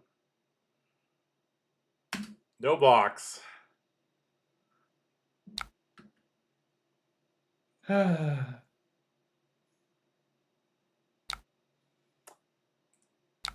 I think your only shot back into the game is to go edge of bottom into Whirling Mist Blossom and hope he declares no block, and then draw the nuts. All right, let's do it. Because this looks like we have the razor, right? I mean, we blocked with a CNC and a sensor. It looks like we have something. But they are also at 18. Please don't block. Please don't block. Please don't block. Please don't block. Please don't block. Please don't block. Please don't block. Please don't block. What are the nuts we're looking for? I don't know. Bittering Thorns into a blue card so he can play Enact Vengeance. It's nothing crazy. If he blocks for 3, are we gonna Okana this? Actually, maybe we're looking for like a blue. No, we're looking for like a card and like a defense reaction. Maybe that's what we're looking for. I mean, he's gonna block around Okana. He's not stupid. Like, damn. Yeah, this is the turn 2 that could be up. I mean, it's all coming together. All the things I said not to do. It's just all coming together. Yes. You are right. Yes. Oh, we would have drawn a blue and sensor. That would have been nice. All right. How do we want to do this turn? There's like one way to do the turn. Play the game. Is there one way to do the turn? Yes. Edge of Autumn into Enact Vengeance, or are we going to play another Mist Blossom? Block for 3 with sensor. Come on. He's got 3 cards. Blocking sensor on 3 cards is not hard. It's funny we have the exact same hand.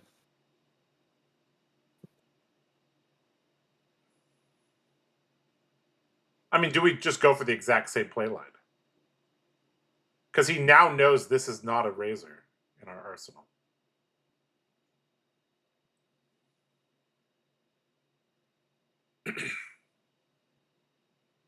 Can. You should block for 3 somewhere in this turn with this Enact Vengeance. You can block here with the Enact Vengeance if you like, because he could just end his turn and then you just look like an idiot.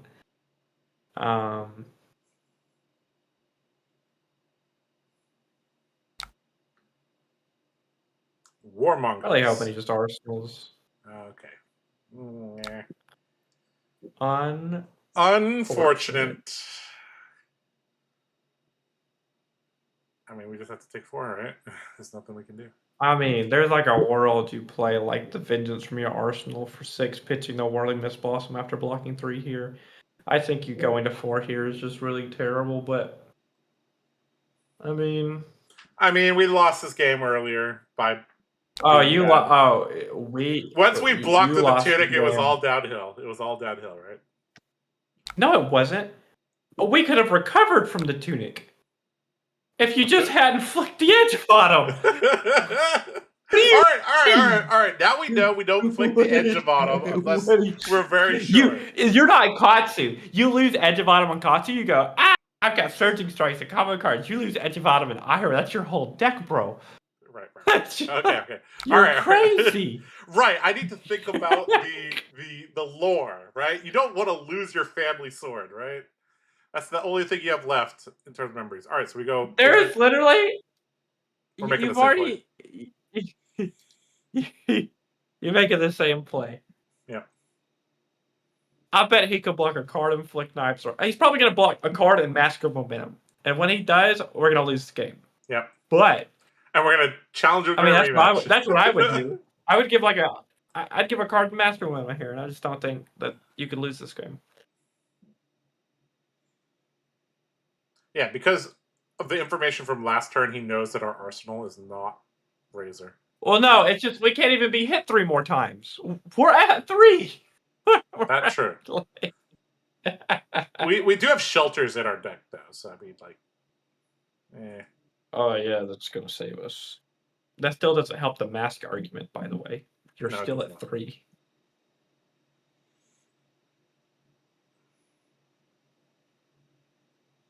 GG.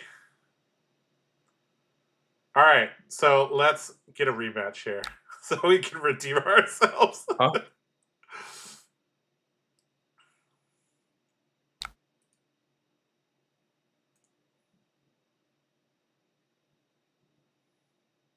Okay, I'm seeing the matrix now a little bit. Things are starting to come together in my brain. I hope so. As a warrior player, your willingness to throw your weapons away scares me. Oh, how do you do so well at event? I don't understand. I don't get it. I play significantly better IRL than on online. Do you? I think I do. I don't know. Am I supposed? I don't know. Whatever. We've lost this game. There's no point in blocking this.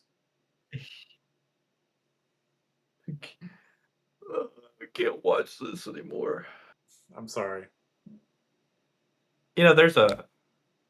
Oh man, you're so close to losing one of these checkboxes. That's terrible. There's a checkbox on here. There's a checkbox. Static one. Oh god. It's a static checkbox that just says "Don't lose your Autumn's Edge forever." It's just you were so close. You were so close to losing your edge bomb for all time. We did not lose it forever, at least.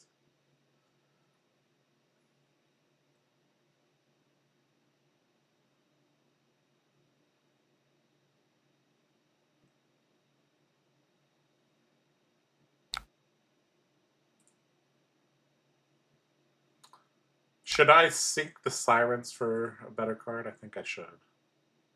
You are at 1 life. I want you to think about it. That was a terrible decision. You're literally dead to flick knives. Sirens is the only thing that makes it where you don't die to flick knives. You are right. You are just completely trolling. But anyway, moving on with our life. All right. We're just gonna say GG and move on to the next game. All right. Let's have a rematch.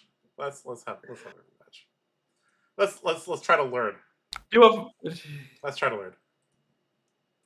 Let's try to be better. All right, Josh. I'm gonna leave it to you this time. Okay. I'm gonna let you put your knowledge from last game into this game. I'll answer a question if you have one, but you got all the lines by yourself. I really want to see it. Oh God. You're abandoning me after 2 games? No, I'm not abandoning you. I'm just checking whether or not this is worthwhile. I don't know. All right. You've learned a lot since last time. Let us see. Let us see.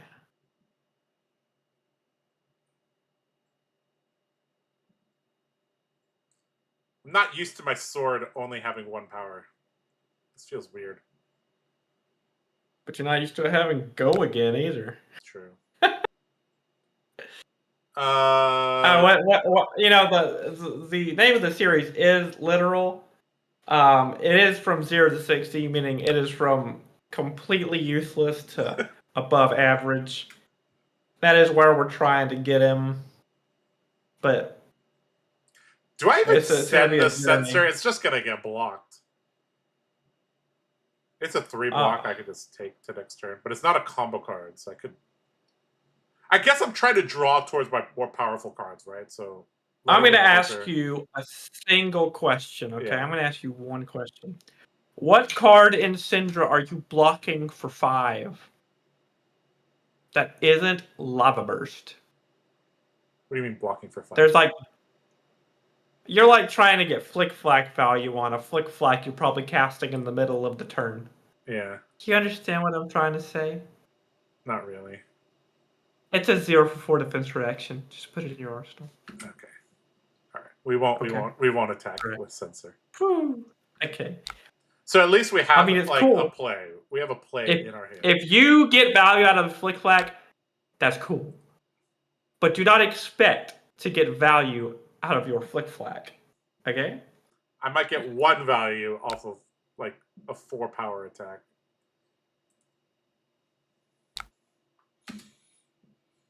All right.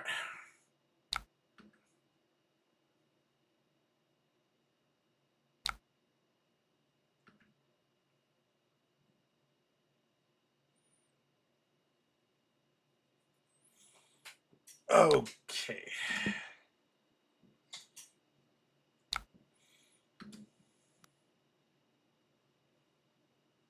In general, am I supposed to be attacking with my Seek Vengeances or blocking with them? Is it just 4 bigger than 3, or is it something deeper? Well, you said it like plural, like you're talking about the blues as well. No, I'm just the talking blues about the only attack for 2. I mean, the reds, I would prefer to cast my 0 for 5, but I don't know. Mm-hmm.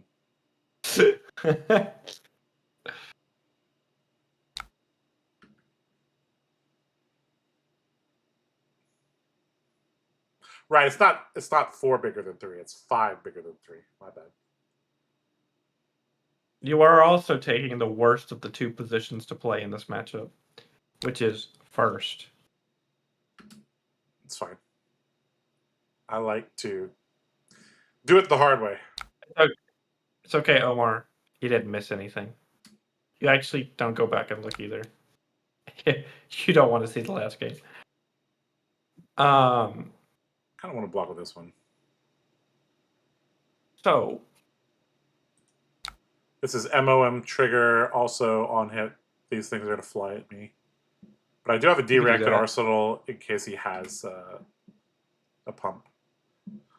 It's just I flick. would never. If he ancestral empowerments this, I would never Flick Flag to cover 1. That just. Well, isn't. Okay, sure. Yeah. You could just Flick Flag the next card. Well, this would also draw a card if I don't Flick Flag this. This in particular? Okay. Yeah. So the average value of a card off of Mask of Momentum in Synindra is 3. So you're overblocking by 3 to stop a Mask of Momentum. When your Flick Flag could actually get more value if you let them draw the card. Sure. Okay, so he has 3 active links right now.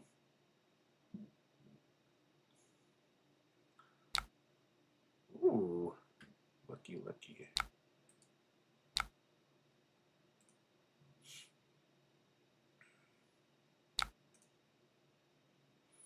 All right, so I'm thinking Edge of Autumn, Seek Vengeance, Censor. Seems good. I said I wouldn't help you this game, but You're making me mad. Huh? Yeah. What? I don't know what to help you this game, but you're making me. You're like making me bad with certain questions. I don't know. I was like, oh man, I can't stand to make it this play line. I mean, if you think I'm making a bad play line, please tell me. I'm trying. Oh, this trying is to a learn. fine. This is I'm the trying to play learn. line. This is the play line. This is the play line that I make right here. I would have stopped you if you weren't making the correct play line. Okay. Now the question is, okay, what do we call with sensor? It depends, Omar, with Flick Flack particularly.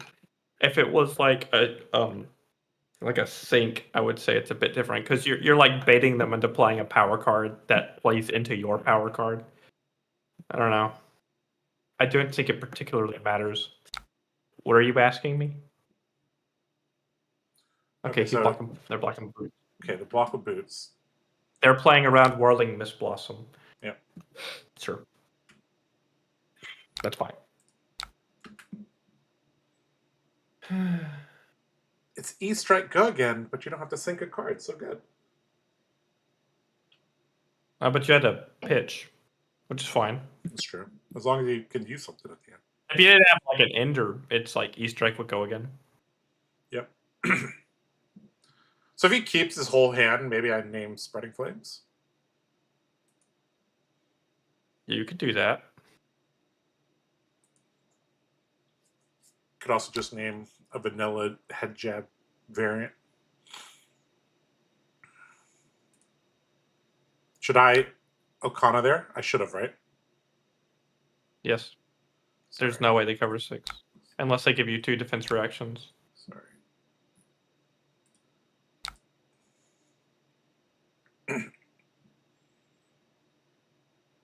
If he has 2D reacts, so be it.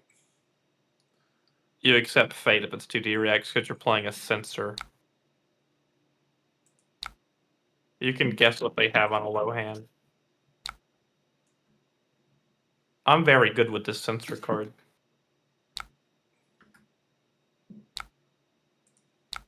So you can re-equip the edge of bottom, and now you can swing it again.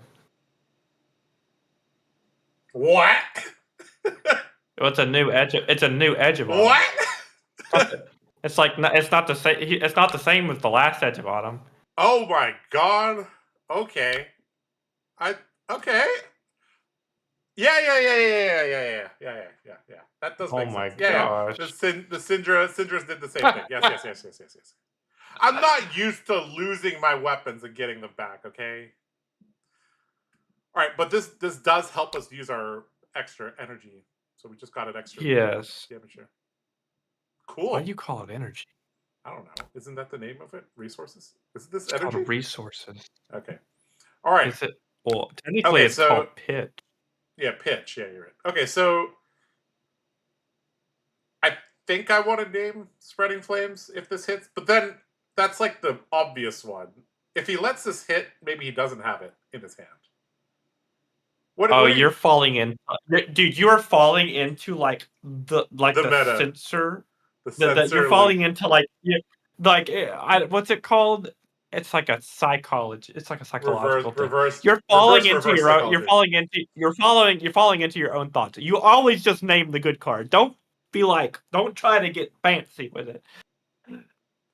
Okay, so he's not blocking. All right. So what are your top 3 candidates? Is it called energy? It sounds so weird to me. I just call it pitch. What? Oh, it's called energy potion. What do I name? Resource potion. Yeah. What would be the top 3 cards you would name here? Spreading Flames. Yes, and Ancestral Empowerment. And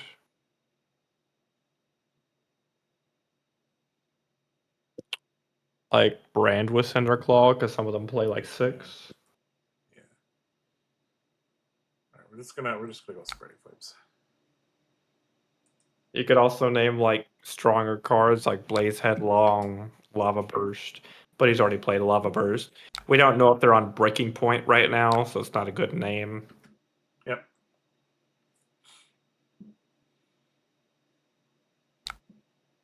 Okay, we got another interesting hand. Go Edge into Blossom into Sensor, so we don't need the Flick Fleck. Although it's going to be basically impossible to deny the MOM mask without using 2 cards.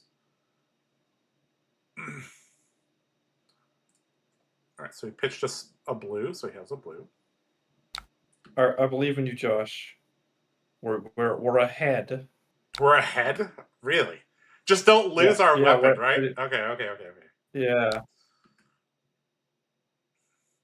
Display loyalty, okay. So I'm kind of resigned to not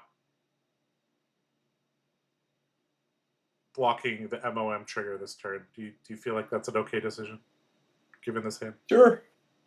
That's fine. We might even end up with Flick Flack in the arsenal, maybe. Probably not, but maybe.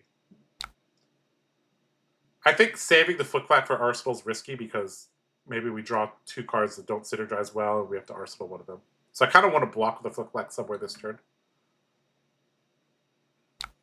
Do you think you're hitting with that Whirling Mist Blossom? No. But we might. Okay, so here we go. Okay, so this is a card I kind of like to block because it's a free flick. I guess he's going to flick anyways. Okay. Would you block this? The first 2 have hit.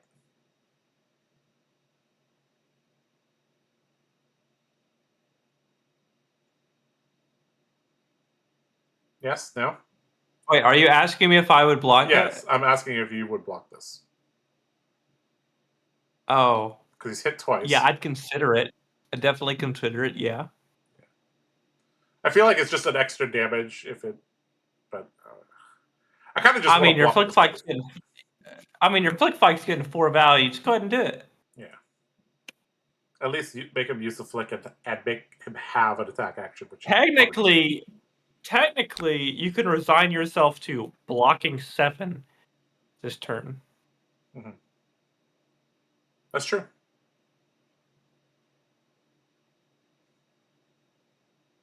But if you're going to do that, you should have blocked the Soul Beat Strike on this. Right. We need to see what comes after it, though. Yeah. I mean, he had a 5-card hand, so it's possible that Spreading Flames was an arsenal. So maybe we'll get away a little bit easier. We don't have a combo card. It would be nice to have one, but if this is like Lava Burst or something. Devotion Never Dies is pretty good. Man, that Flick Flack would have looked real good here. Yeah, alright, so I guess we have to block this. And we just send Edge of Autumn Sensor.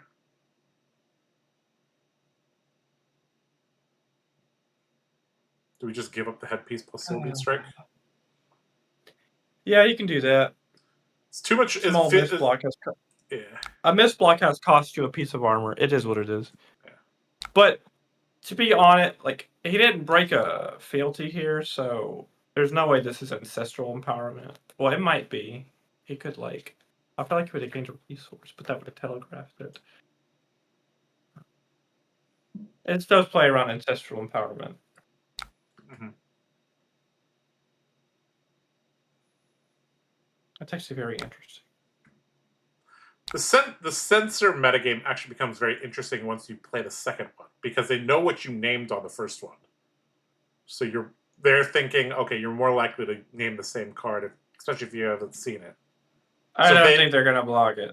So if they do, if he has Spreading Flames in his hand, like, yeah. I don't know. Why do I feel like it's ancestral empowerment? That's bugging me. All right, anyway, Tunic count. No, stop. Just Tunic. No, stop. Just why is it the sensor? Oh, yeah, that is a play. Is that the best play here? I guess it is. Yeah, but then we don't get one. We don't get our hero ability. I guess it doesn't matter. It doesn't matter.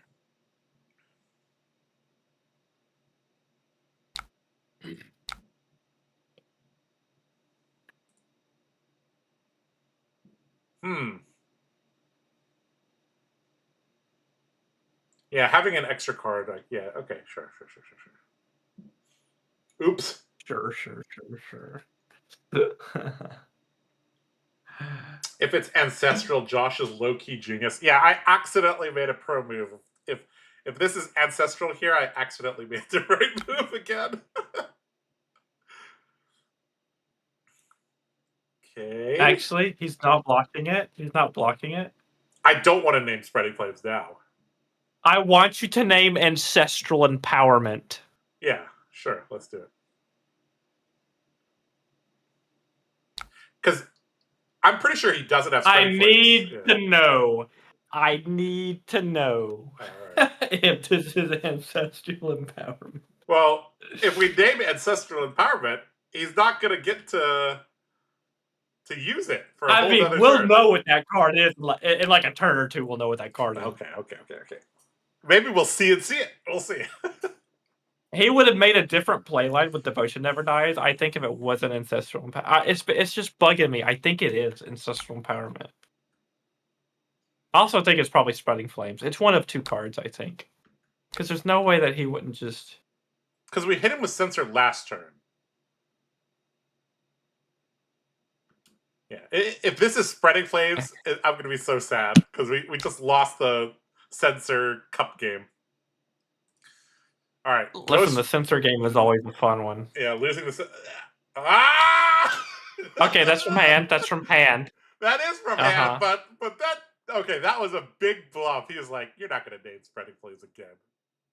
Oh, no. No! Well, to be honest... What am I trying to say? I don't remember what I was going to say. All right, you want to yeet a CNC at him, right? That's what you want to do next turn, right? Yeah, probably. I mean, you don't block the Spreading Flame. Yeah. If I had Kabuto, I would. But I don't. Yeah, you don't get to play cards like Kabuto. Sorry, brother. He metagamed you. Dang. To be honest, though, he probably had a backup plan if you name Spreading Flames. That's the only reason he would block like that. Yeah. Or, like, not block. All right, so our turn... It looks like he had... I think our turn's just Edge of Autumn CNC, so we keep these two... Yeah, you can block for 6, but you're not blocking anywhere here. Yeah. We block on the 3rd chain link, Force Afflict, then we block the 4th chain link. We might have to give up Tunic. If the Arsenal sits there, it's Ancestral Empowerment, though. Yeah.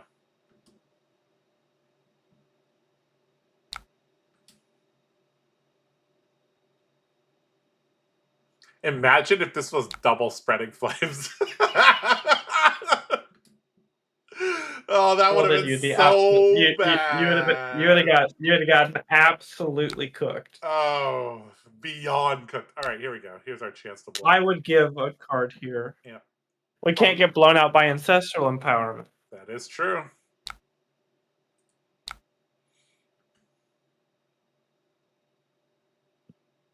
To be honest, if we did... I mean... I really need to know what the Arsenal is. We're going to CNC it next turn. Well, we're going to get it. Man, I need to know. We're gonna get there. You know, trust. All right, so Flick now is going to hit us, so the MOM is still alive. So we might have to get, depending on what's coming,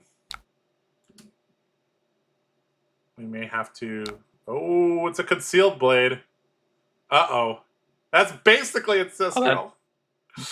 That's not Ancestral Empowerment, but we'll continue. It's close. Okay, so we should have named Spreading Flames. Turns out that's okay. All right, so he's gonna draw from MOM. So we don't have to worry about MOM anymore. Is there any world where he re-equips like a Claw of Inserikai? No. What? That'd be dumb.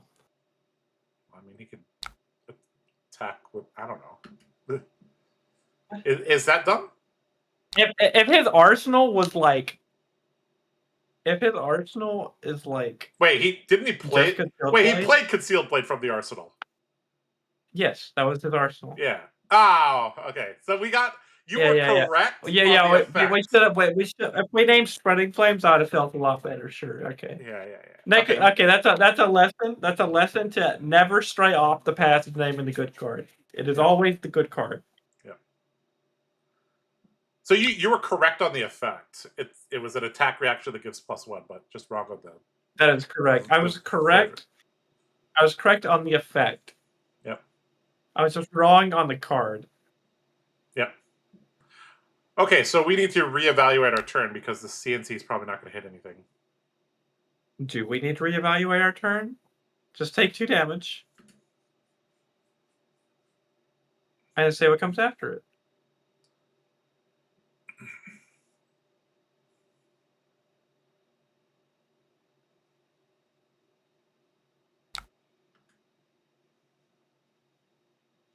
He hasn't used his blood spattered vest at all. They did equip the claw with Circa. That's actually really funny. Did they re-equip? Oh yeah. Yeah. It's probably they could. That means they probably intend on arsenaling a card this turn. Oh no, they're just flicking blood. That's very funny. They had the nuts, by the way. Yeah, this is a really. This is an insane turn, dude. That sensor should have named Spreading Flames. I'm just saying. Yeah.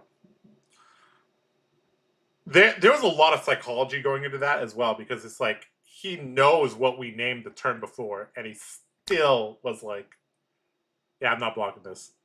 Name it again." It counts last game. It's not 1 hour. It's probably only 30 minutes. Smile. No, it's probably actually only like 15. Yeah, you're getting juiced here, by the way. Oh boy. Yeah, well, this is quite the turn. All right, any point in block of this? I mean, we don't need all of our cards, so. Yeah. So they made an additional resource from Blood Splattered. So I bet you they're ending with a 1 cost. So don't block dagger 1 anything. Cost. I mean, what would the 1 cost have to be to have an odd hit? Breaking Point. Devotion never dies. You got a number of them. Come on.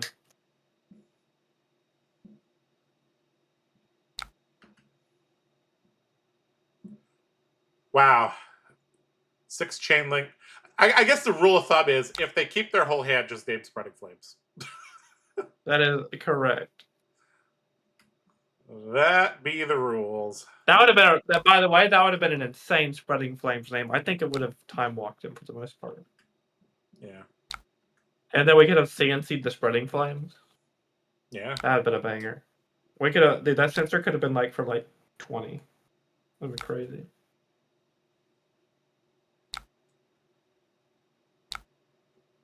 No blocks. This turn hurts. Uh-oh. Okay.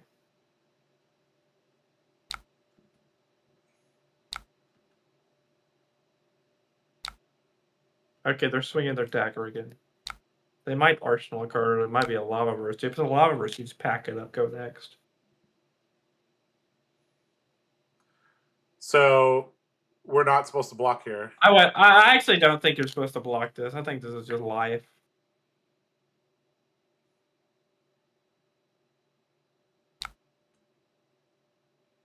You could still take Blood Spattered here.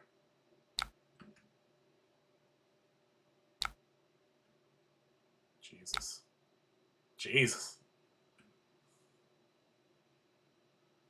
Wow. Ow. Wow. Jeez. What? How much damage was this turn? Holy shit. Well, this could have all been avoided if we were just not psyoping ourselves. Yeah. All right. Should I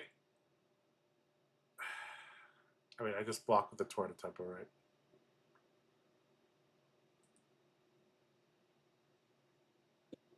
When you named sensor wrong, prime example. Yeah. I actually think blocking the Tornado Tempo is wrong. Is it? I think you're supposed to go edge, and if they block the edge, you're supposed to play the torrent for 6. If the torrent hits for 6, you could play Mist Blossom for 2. If it hits, maybe you get to play CNC. I think that was like your only way back into the game. You got juiced by that Spreading Flames, by the way. Yeah. Turns out high rolling is good. Indeed, should have named Spreading Flames. Always name the good card. Sad. That was a very impressive turn from Synindra. Guys, we are playing against the Synindra. We're not just playing against some random ass Synindra. Synindra. I'm going right into the fire and flames learning. I don't get any warm-up games on this 0 to 60 series. Damien has specified, no, you got to play against good players on their signature decks. I'm like, okay, I'm learning the deck. It's like, too bad. Lose all your games and learn. That's how you learn, though. That you is learn how by you learn. losing. You learn by losing. Like, okay, so he's giving armor here, which means this is also likely to get armor. I think we just Josh. we just have to send the CNC. Josh. Read Whirling Mist Blossom. Oh yeah, it has to hit. Yeah. You're right. I remember that. I remember. Pain is the best teacher. Yeah, exactly. You gotta. You don't learn from just winning all the time. That means you're not playing against good enough people. He was like, I want to play against Talishar randoms. And I'm like, no. If your opponent makes 90 misplays, you'll just think you're making the right play when you're always making the wrong play. Yep. Okay, so... Oh, boy. All right. This is not a good hand. Well, if you sink into a blue, it's a good hand. Yeah, right. If I sink into a blue, sure. All right, crack at a fealty. Art of the Dragon. Oh. Oh, he pitched a wrath. Okay, all right. All right, so how would you like to use this hand? I presume we're going to try to sink into a blue. We should do that now. I would like a block for 4. What card are you sinking? You could think... you probably think Sirens, because if you don't draw the blue, it doesn't matter. It doesn't matter. Let me read Devotion Never Dies real quick. Yes. He gets to play it again. Does this count itself? The last attack this combat chain? The last, it refers to the previous? Hold on. Pretty sure. I don't think it does. I mean, just think below it, and if it works, we'll just. Anyway, think the Sirens of Safe Harbor. There's no last attack on the combat chain. This is the first attack. So yeah, so that's what I'm saying. That's what I'm saying. Yeah. All right, we drew a blue. We're back in this. Oh, we drew a blue. We're back. We're so back, boys. Maybe this Whirling Mist Blossom can hit. Maybe.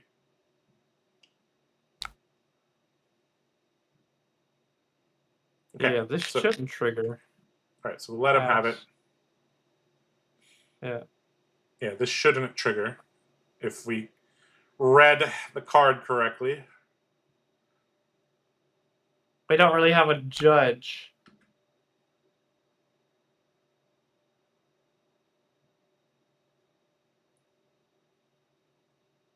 If he made it draconic, it counts itself. We'll find out real quick. It looks no, like it doesn't count. Did not. Okay, it did not. Okay. Okay, so play the shelter, I guess. You could play the shelter here. He's gonna flick and then play another card. They're gonna request another card if you do that. You could just take 4 here.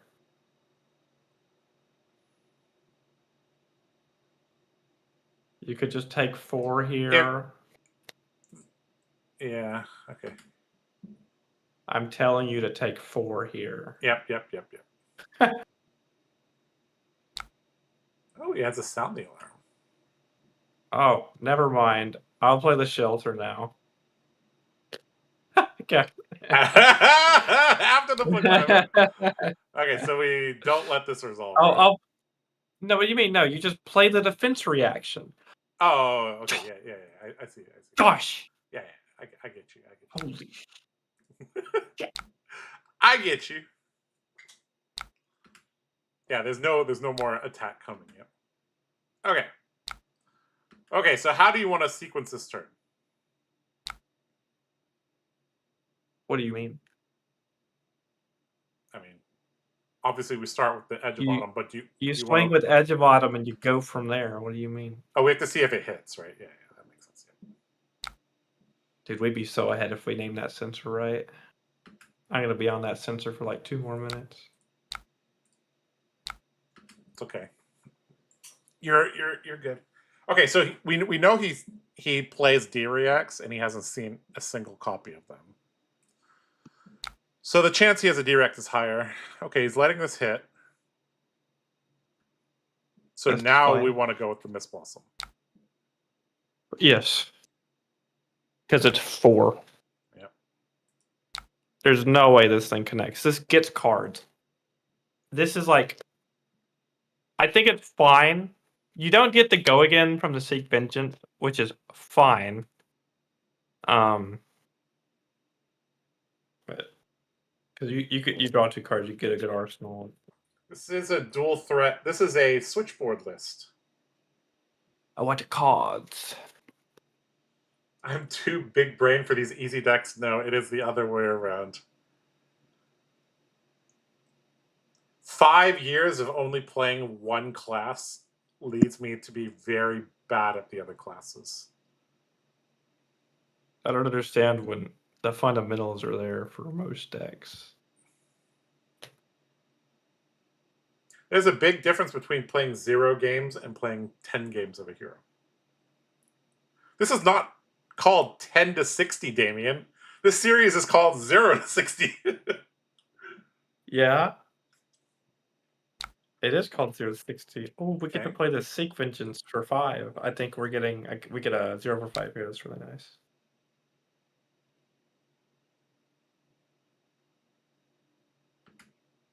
At 0 for 5? Yeah. Play it. Because we get to flickety flackety. Yes. If he blocks for 3, we shouldn't flick it, right? I mean, click the button. Well, now we do, but like if he blocked for 3, we shouldn't have, right? Because it's risky, right? We would throw away our weapon. I guess we're behind. Yes, do it it's either way. risky. No, you wouldn't do it. Oh. You'd get put farther behind if you lose it. Okay. All right. We'll have our Tunic up next turn. Let's see if it makes a difference. Oh, Enact Vengeance. All right. Okay, so his turn is likely Ignite into Dagger into something. He did block with a blue and Rising Resentment, if that gives us any information. You should... Let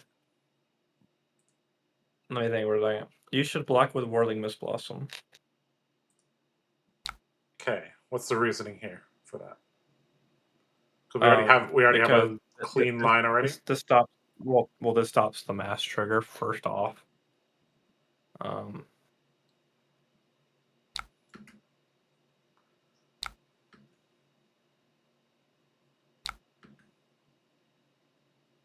gonna take this.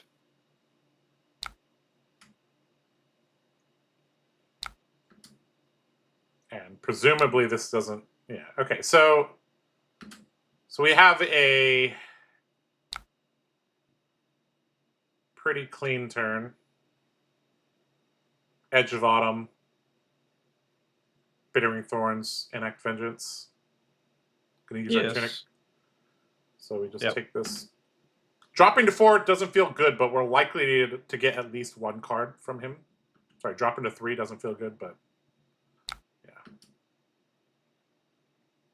I mean, we get our use out of our tunic and then Yeah. we block with it. We Yeah, get we're our gonna use get- out of our Arcana wraps and we block with it. Yeah, exactly. It's just how it is. Yep. This is probably the last time we're going to get to click this button and attack react with it. All right, so we are marked from hot on the heels. For what happened in the middle of the game, we're This doing is not- pretty good. This is acceptable. We're okay here. All right. You took like 30 damage. Do I tunic Shall I this get bits of or no? Okay, yeah. No.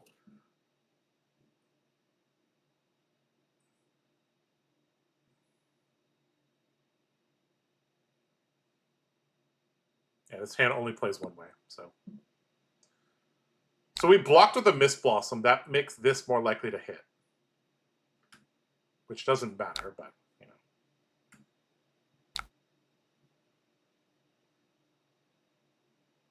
Bittering Thorns. Yeah. Enact Vengeance in order to have the combo does need to directly follow, but he doesn't have an arsenal, so.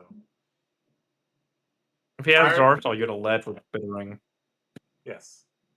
Yeah, if he had an arsenal, we would have went Bittering Thorns, Edge of Autumn, Enact Vengeance. Okay, 5 into 6 plus 1. So we You mean have 7? Yeah.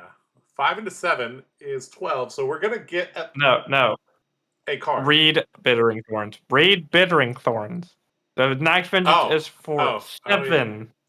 5 into, if this hits. This is 5 into 7 plus 1. This is actually a very nice combo because if he blocks Bittering Thorns, that means he can't block 7 on Okana plus Enact Vengeance. So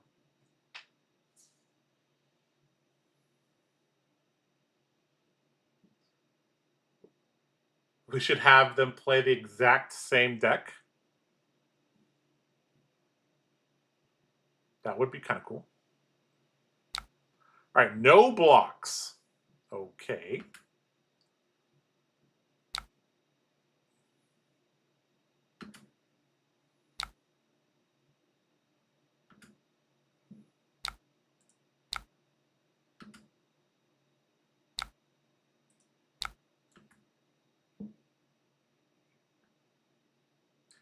Imagine he has 2D reacts and this was CNC.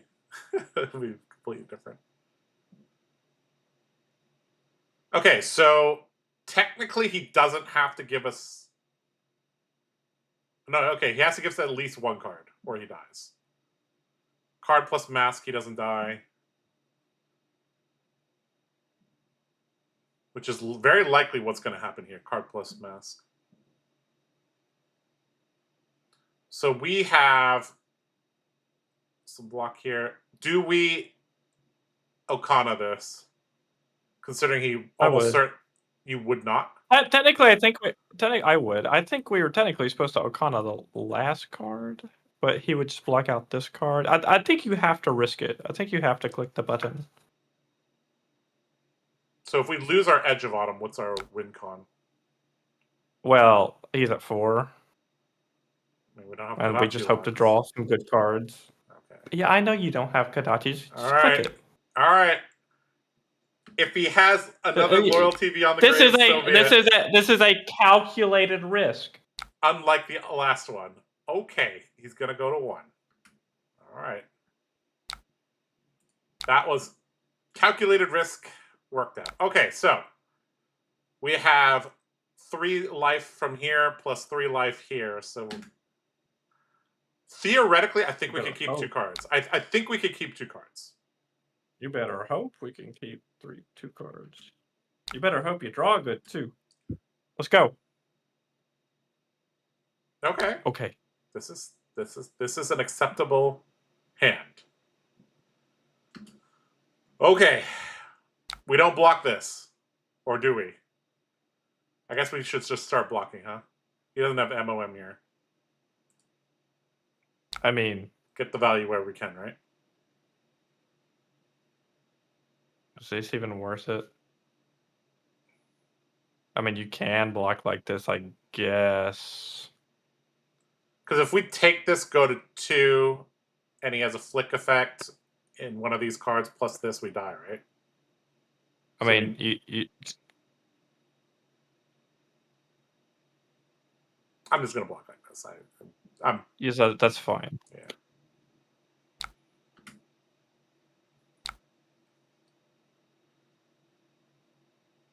Is there any? This doesn't help us, right? Because this goes to banish. We can't even. It does. It does. Oh yeah. We can go edge into Tiger. But It's lethal. yeah. Edge into Tiger into Torrent is gonna get every card from him. Yeah, baby. Okay, so if we could keep a blue plus Torrent tempo, we'd probably win the game. Okay. Okay. Now what? You take this. What if one of these two cards says on attack flick? We lose, right? Don't those cards... You can't play around such cards. You're at 3. True. Okay. Take 1. All right, we will You take 1. can't play around these types of cards. All right. You're so crazy. Okay, we are at 2 now.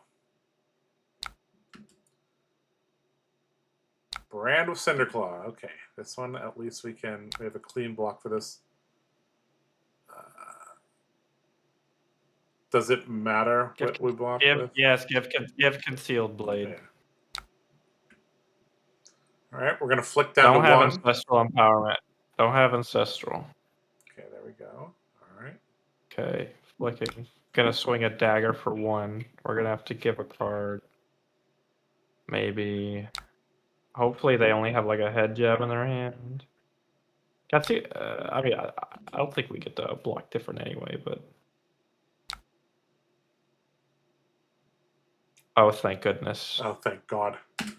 Oh, thank God. All right, so he knows our hand, but it doesn't matter. All right, you give O'Connor up, E-Strike. You got failed. Oh my God! Guys. But we are, but we are. We are. He can't buy. He can't.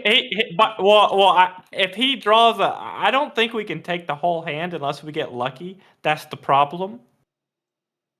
Oh yeah, you're right. We can't get the whole hand because he can block with flick dives, right? Oh, wait, hold on. Let me. Wait, can you block? Wait, stop. Can you block with O'Connor wraps plus Torn Up Tempo? You don't take the whole hand. So let me explain it to you. You go edge into pouncing. You go edge into he gives you. Wait, okay, wait, hold on. Let me think. He has to give 1 card on the first attack, 1 card on the second attack, 2 so cards on the third he attack. has to give you flick knives on the edge of autumn. He's gonna have. You could block. He'll either have no cards and flick knives, or he'll have 1 card. Yeah, and I no understand. I'm doing the math. I just really hope he doesn't draw all blue to swing both daggers, or 1 dagger, right? Well, he could. I'm just doing all the scenarios real quick. So there are scenarios where you block Tornado Tempo here, and you keep E-Strike and you go Pouncing Paw Tiger for 0.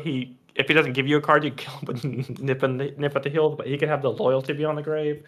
Can I see his graveyard? He has no loyalties here, and we did a quick rematch. So he's I'm just doing some quick math here. Okay, you can block with the E-Strike. This is fine. Yeah. Let's just stick with the original plan. Let's just try to do that pouncing. I was trying to make sure we're not just dead to something random. Yeah. He won't have flick. I know he won't have flick. He has to block the flick on the edge of autumn. Yes. Okay, guys. I can't believe we didn't name Spreading Flames. Got hit for like 30, and we're still in this game. Ira so OP, guys. Oh my gosh. All right, so when do we make the pouncing pause? Is the question. Oh, he knows our whole hand. You go edge of autumn for 1. He knows exactly what we're doing. Yes, you go edge of autumn for 1.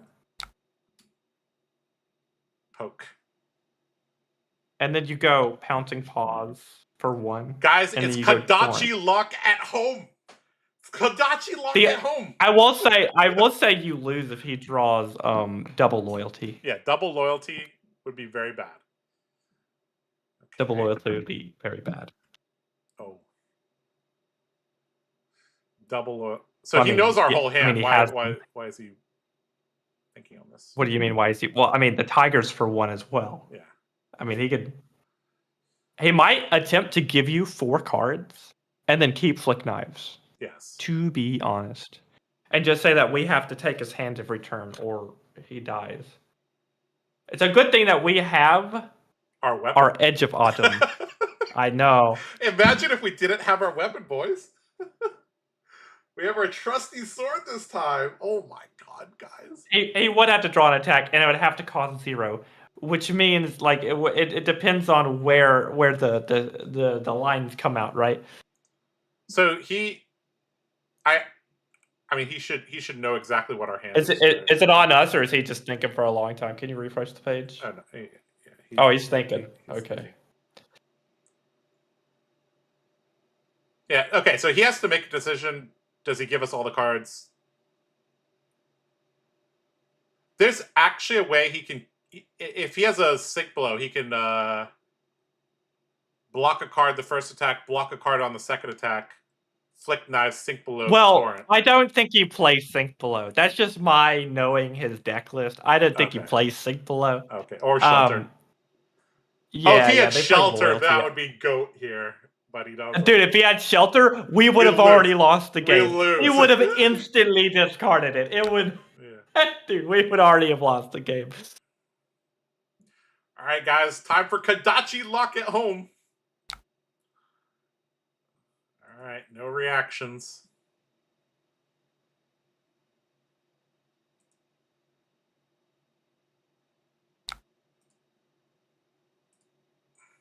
If we still had O'Connor wraps, this would be guaranteed.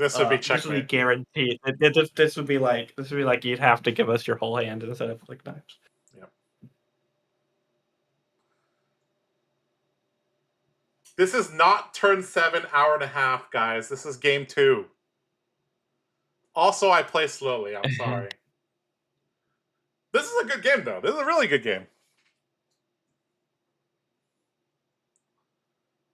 Okay, there's the Flick Knives. Okay, so he knows we have Torrent and Tempo. So, of note, one of these cards has to block for 3. Okay. If they all block for 2, then he has to block like this. Yep. Okay. Now, this for 5, so... Just 1/3 block does it. Yep. So he has chosen to... He has chosen to play the game without Flick Knives, which I think is... So if he has a 0 for 4, that might be bad for us. I mean, yeah, but we could draw one of our D-React. Yeah, we still have Sink Shelter. Okay, they have a loyalty. Okay. I think they're trying to play to multiple loyalties. Which is good because they don't have 2 loyalties. Yeah, okay. Yeah. Okay, so he's going to get to keep 1 card. He has 1 dagger to swing back at us, and then he can re-buy his dagger if this is a blue. Okay, so this is forcing us to... Holy shit, that hand is great! Yes, it is. You win the game, you're so lucky. Block with the Torrent Tempo. Okay, so... Edge of Autumn into... Sirens. Into Sirens of Safe Harbor, yeah. To gain a life. Yeah, it should take the whole hand. Yeah. Now he might draw a loyalty, I don't think it matters. but it won't matter because we're going to gain our life.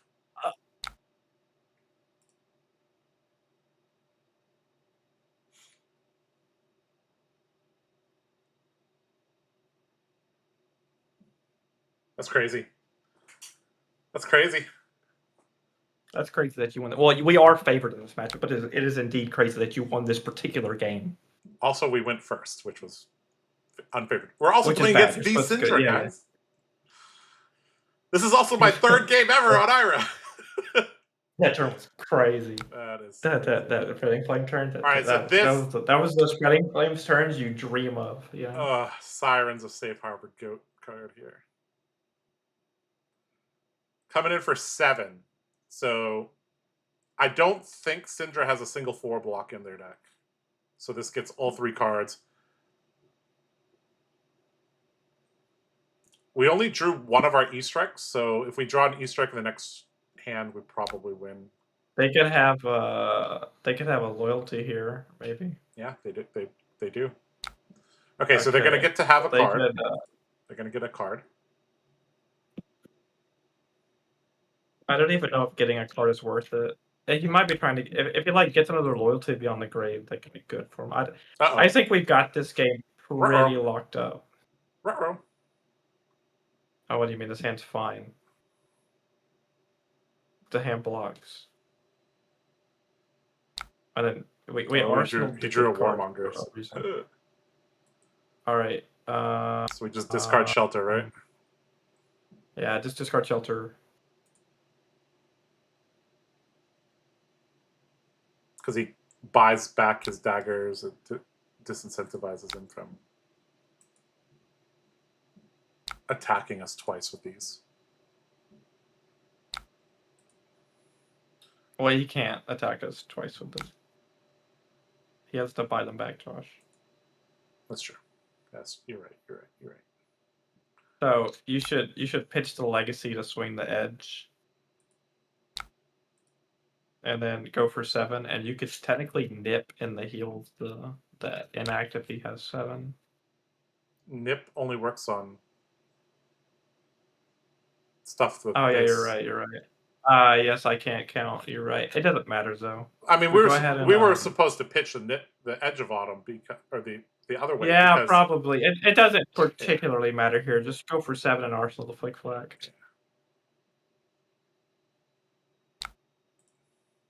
Because this works on ninja cards.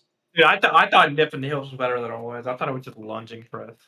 Dude, I'm over here. Can't read bad cards. Okay, so he has to give us 3 cards. Well, he blocked with a 3-block on the Edge of Autumn, which makes me think that it never mattered. Yeah, it didn't matter. Yeah. Okay, so we'll Arsenal again. We just need to draw our E-strike and we're good. We did not. Although we drew a Siren. No, we drew a Siren to safe harbor. Go ahead and pitch the Soul Bead. Yeah. Play the Siren, or pitch the. We'll just keep the Nip. It might come up. You should keep the Rowdy Locals, to be honest. Sure. We're slowly gaining life. Yep. We're slowly gaining life, boys. We're slowly going back up. Where's our Fiddler's Greens? Yeah, I don't know. Should we just play the Nip on that, just so we see more cards in our No. Well, maybe. It's actually interesting, because I think the Rowdy Locals might win us the game. He's going to, Oh, he drew his 3rd loyalty. Okay. Yep.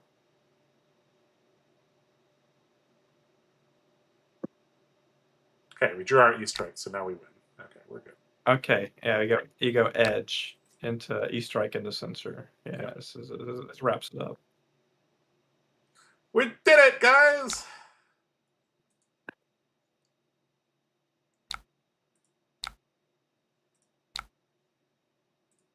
You could actually kill him with the Rowdy Locals if you were really feeling it. That's true.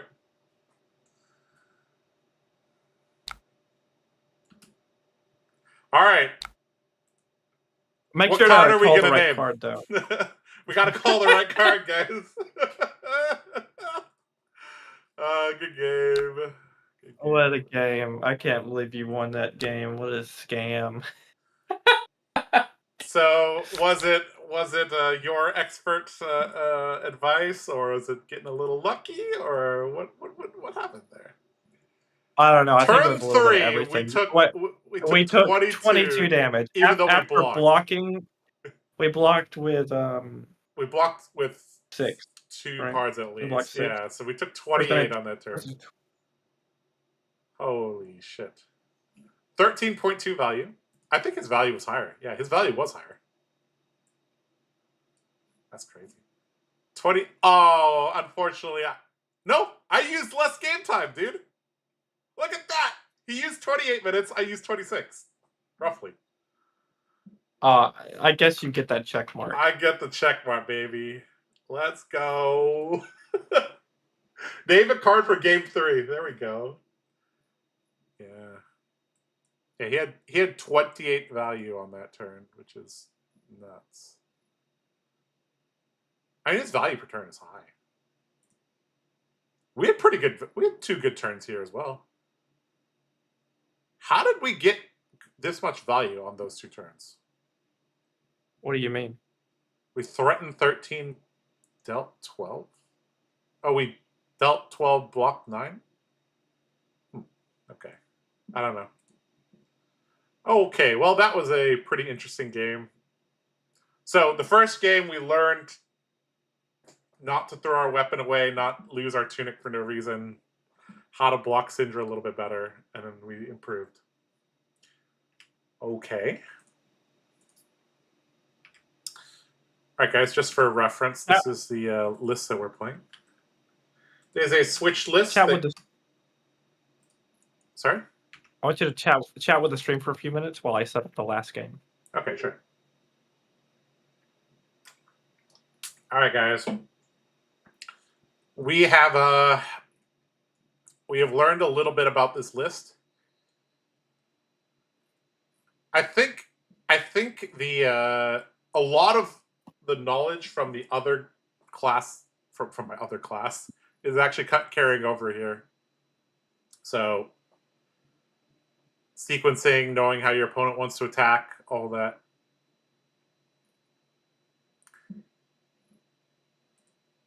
Very cool. I guess the main thing is just knowing when to bring the Kadachis in and when to bring the Edge of Autumn in.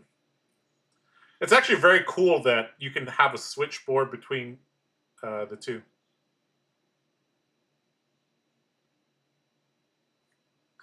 You took more time. You were looking at your opponent's stats when you saw the time. Oh. Oh, no. Doesn't get the check mark. Oh, no. I have removed it. I have removed it from the sheet. I got the check mark. You put it in red ink. Next hero to try Ailio. Ailio is pretty far away. If you want to get technical, the next hero is Betsy. Let's go. I love wagering. Man, I love wagering. Yeah.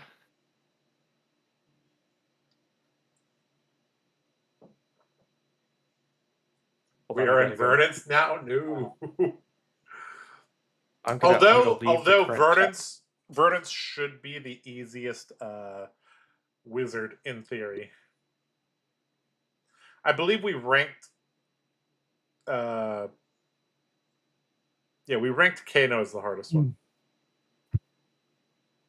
I have to leave the chat to go get our last opponent. I'll be back in 1 minute. Okay.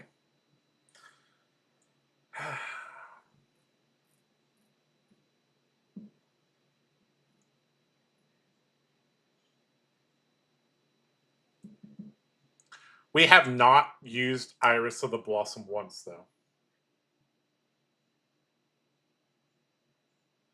Taylor Crawford can't teach. All right, Josh. For the last game, yeah. For the last game, I couldn't get you a Gravy player, so I'm going to play Gravy into you, and Thomas is going to backseat you on Ira. Okay, let's do it. Okay? Because I don't want to just leave you stranded. You need somebody to tell you you're wrong. So. That is true. That is true. All right, guys, we're going to get to play against the Gravy Bones. And we'll see if we can beat Damien. In theory, this deck should be pretty good against that. So we'll see. Yep, he said to give him a minute. So although we don't have a Mask of Momentum in this list, would that? We haven't used the Iris of the Blossom once yet. I'm going to tell you one thing. You don't need Mask of Momentum in this matchup.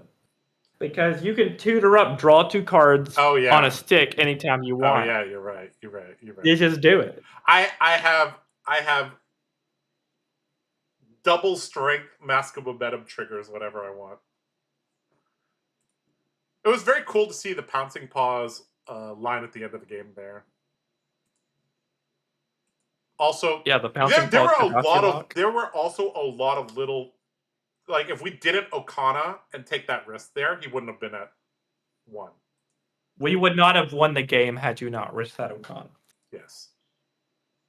Which is, this game is such a beautiful game. Like that, it's actually crazy. Like so many little decisions. Like if blocking in a different order as well. It's just crazy. All right, here's Thomas. All right. Now I'm gonna deafen. All I'm gonna right. send you a Telestar invite. Okay. Let's do it. Hi, Thomas. Josh. Damien said he can't leave me alone. There always must be somebody to tell me I'm doing something wrong. And you are that someone today. I'll do my best. Yep. All you have to do... I have more history in Katsu than I do Ira. You just have to channel that inner Damien and yell at me when I do dumb things. So it'll be easy. Oh, Damien will just yell at us both. Yeah. Most likely that's what very, happened. very, very likely. Okay. All right, so I'm going to join his game. Posting this in. All right, first decision. Do we want to go first or second? I presume we want to go first. We don't want to let him just put things on the board for free. Yeah, I think you go first. Okay. And I think this is a Kadachi core. Just so we have... Oh, so this is a switch list. Yeah. Yeah, so I feel like the chance of him putting out 2 1-health guys is kind of low. So I like Kadachi core just because it allows you to swing for 3 with 1 card. Right. Into Sawbones. That would be my only assumption of why you'd want to do Kadachi. Okay, so we'll Are there load cards like that just get bad if you don't have Edge of Autumn that you're relying on? Oh, you take out... Okay, so you take out some of the good cards. Yeah, we take out Enact and Seek Vengeance. Torn and Tempo's on hit. Just on Just hit. You don't have to hit a hero, right? Yeah, that's correct. Okay, so you have like a really good way to clear allies with Torn and Tempo. Okay, and Soulbeat Strike. Okay. Does a Royce face do anything against Gravy? They lose class and talent. No, I don't think that does anything. I don't like D reacts against him is the issue. It's funny. I actually like D reacts against Gravy. Gravy Bones quite a bit. We actually have a lot of D reacts in that case. We have... Well, we took out the Flick Flack, but we still have Sync and... Oh, do we not have Shelter? Yeah, we do have Shelter. Okay, No, Shelter's in there. Sync and Shelter. You just want to run like this? I think Flick Flack is a little better than Shelter. I don't see what... You're never going to really discard it, so you might as well just get the one that has more modality, which would be Flick Flack. Sure. We don't run a lot of combo cards, but how many combo cards do we have? We actually have very few. I don't see an instance where you're ever discarding Shelter from the Storm, so... Sure. Okay, let's just go like that then. All right, let's see if we can beat Gravy Bones. Okay, so feel like I want to get some chip damage in, so let's see if we can do that.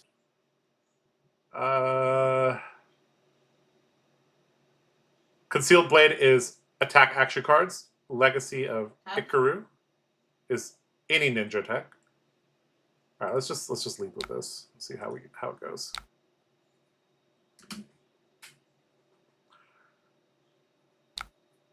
Ooh, he's letting it hit. Sweet. All right.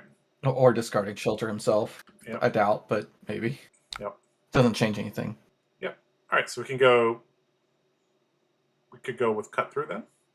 Or we could just Kadachi Cut Through. What do you think? So the breakpoint on Cut Through is 4. So it'll go +1 up to 5. So you're applying a breakpoint either way. Yeah. I would just go 2. 2 with Kadachi. And then throw 4 with Cut Through. Yep. We could play the Legacy as well, just for a bump on the ninja attack.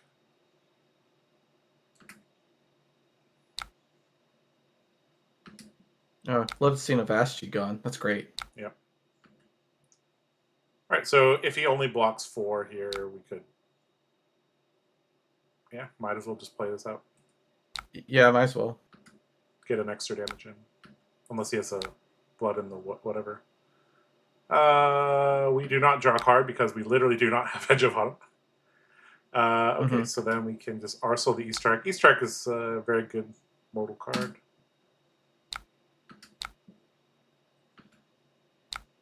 I'm interested to see how he sideboarded into you. Like, I see you put a Balance of Justice in to try to counter out your draw 2 cards. Yep. All right, he's pitching another Avasti. Okay, so Golden Tipple. Okay, so immediately you have to decide, do you think you're going to wear him down, or you think you're going to try to out-aggro him? Yeah, that's a... I feel like he can't just put allies out and try to get value from them. Like, he's going to have to flood the board. Like, if you're just... I think you just block with Ancestral Empowerment here, and then you could decide from there. I mean, you get punished a little bit if it's exactly Conquer already. Hopefully it's not. Blocking early feels bad, but, you know. He'd have to literally have exactly a blue and Conquer for this to be that bad. It's not even that bad. We just throw our hand down and probably the boots. All right, there's Tip the Barkeep. Into the end of his turn. Okay. Yeah, so now you look great because you just traded a 1 value card for 3. Like, Yep. All right, so let's... I like this having a breakpoint on it. Yeah. So I think you open up with Kadachi. Yeah. Kadachi, Pain in the backside, and we could go Bittering Thorns or something like that. Yep. Into another Kadachi. Yeah, it's a good turn. You could save the E-Strike, maybe. Yeah, the E-Strike, I like saving that for a like an ally that we really need to take care of. All right, so he takes this. Okay, so we can send this. E-Strike is kind of interesting because if he like tries to go wide on a chum turn, you could Kadachi into like a Limpet and then E-Strike for 6 go again into chum. It's very strong. Okay, so choose a dagger to poke with. All right, poke. Talishar devs. Poke. All right, so now we can go Bittering Thorns into Kadachi. Yeah.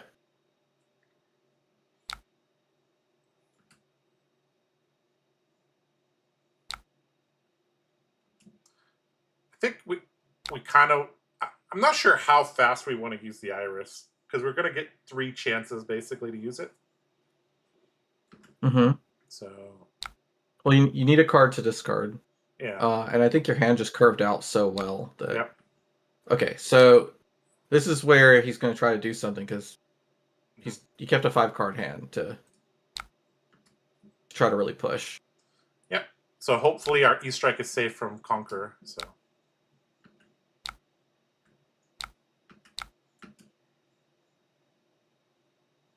Okay, this is a acceptable hand. Kadachis. Yeah, this hand doesn't swing Kadachis, but it does have a 4 into 7 if we need to with Tunic. So we don't need this card. So we have Bittering Thorns into Sirens to clear if we really need it. We could go. We even have Bittering Thorns. You kept a big hand. Yeah. This might be a hit you actually take because you're very ahead on tempo right now. Yeah, we just take this here. He pitched. So Saltwater Swell saw a Loot the Hold. All right, he still doesn't have an ally in his graveyard though. So this is making me like kind of hopefully. All right, chart. Hopefully, just to make this interesting, he finds one with chart. Yeah. Oh, that's so much pitch. That's hilarious. Did he find a whaler? He did not. Oh, he's Oh, okay. He found a rigor mortis. That's okay. He found something. Not what you want, but you know. Okay. Discard, then draw. Okay. So did he just draw like 5 blues? All right, he's going digging with the gold. I think he is officially low rolled. Yep.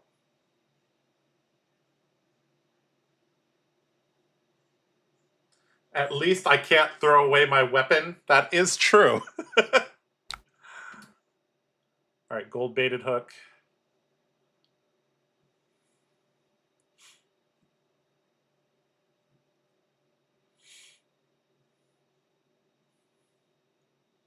Okay, golden tipple.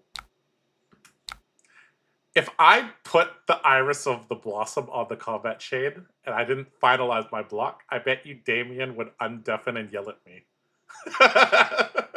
So, okay, what is your turn?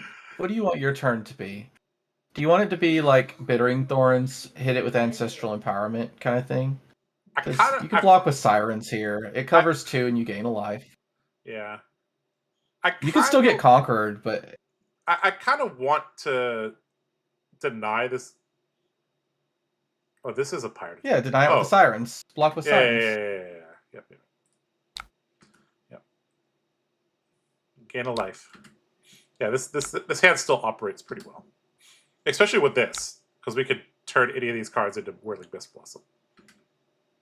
Although, currently, we don't have a way to give our Kadachis go again. No, you just throw Bittering Thorns here and then Ancestral Empowerment. Hope for the best. You could always just E-Strike. Put the Whirling Mist Blossom back in your deck. Okay, so, yeah, I guess we just Bittering Thorns and hope for the best here. Yeah, because he might put gloves in front of it.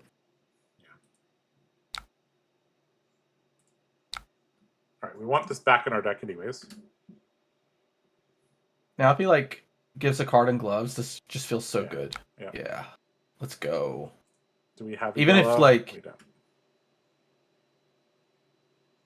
No yellows for him to turn face down. Oh, he just turns one of his face down. Yeah. Okay, so we Ancestral, draw. Yeah. Because you'll draw a card, and if it's just something really bad, you can E-Strike. Oh, that's not something that's that bad. that's not too bad. Yeah, you can pay in the backside and throw Kadachi. Yep.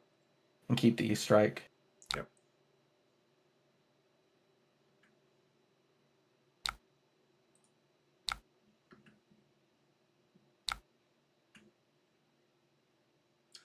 Holding this E-Strike for a rainy day.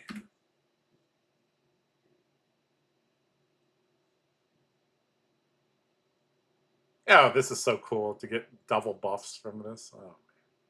Yeah. This is the 2025 way to get value, guys. Oh, it even gets more value. Oh, look at that. Oh, beautiful. Beautiful. Yeah, that was a 1-card 6-go again. Yep. Pretty good. Pretty good. Speaking of value, I think Nathan is going to do a stream on what value looks like in 2025. All right, so he's going to gravy, draw, discard, discards a chum.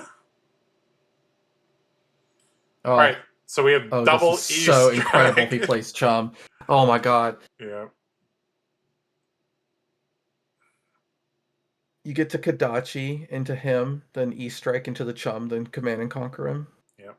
Yes. Re-Arsenal E-Strike. Yeah. Re-equip our E-Strike. Re-equipping our weapons. So old-fashioned. Okay. He's playing Anka. Playing Anka. Anka's pretty annoying. We don't really have a clean way to deal with him either. I guess double Kadachi cleans it. You could double Kadachi and then E-Strike and then Tunic Command and Conquer if you wanted to. Yeah. You could also... Okay, so he's out of resources. He still has... These are in his graveyard. This is in his arsenal. So this is the end of his turn. So let's calculate what we want to do. Yeah. So Kadachi, You're CNC sounds pretty good. you're choosing whether you want to block 5, gain a life, or throw 5, right? Yeah. I like playing this slowly. I think it's fine. Yeah, go back up to 39. Yeah. Block here. It's real. He can't really fatigue you with Kadachi Yeah. build. Kadachi, CNC sounds good. Like, if he draws a very good hand, he's going to want to keep it, and this is basically says no. He's got no armor. He's got to give you cards. Yeah. Guys, Ira hasn't changed in 5 years. Kadachi, Tunic, CNC. Still very good. I mean, if it's not broken, don't fix it. If it's not broken, don't fix it. Also, covering sirens with breakpoints is just so annoying. Yeah. Covering breakpoints with Siren, gaining that extra life. That's why Fiddler Green has actually made its way into some Dory builds now. So, all right, so Kadachi,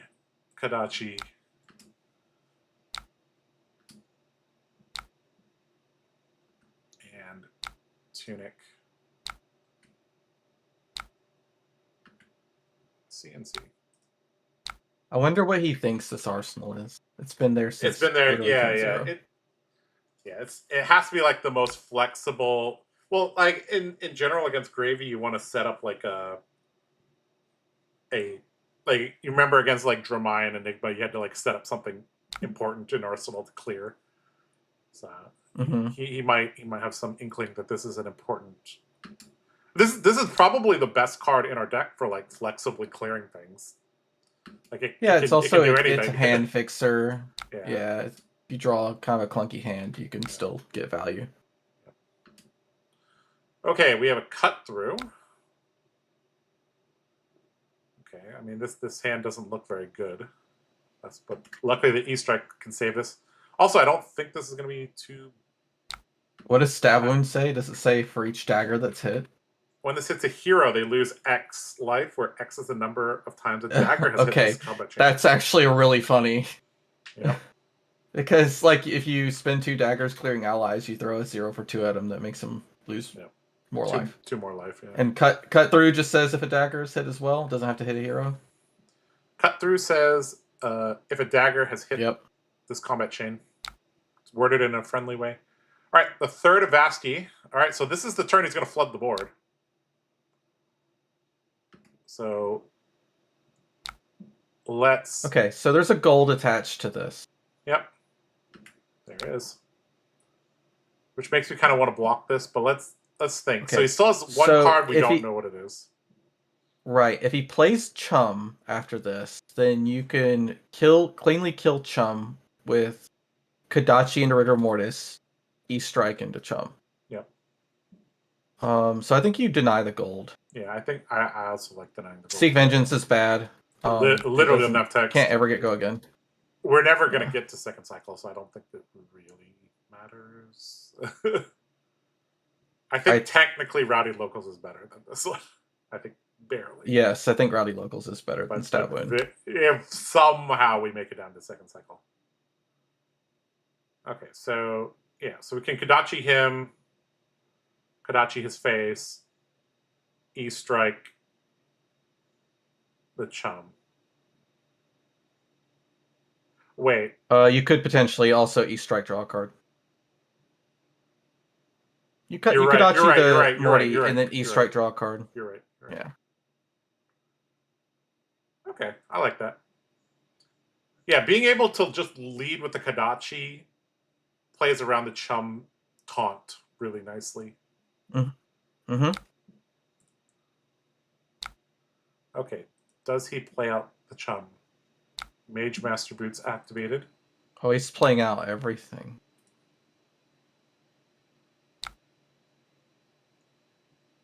He doesn't have enough resources to do that, right? Okay. No, he just wants to swing and get value. Okay. Sure. So we just take this. Okay, so yeah. So we just take this and we have a clean clear on the board.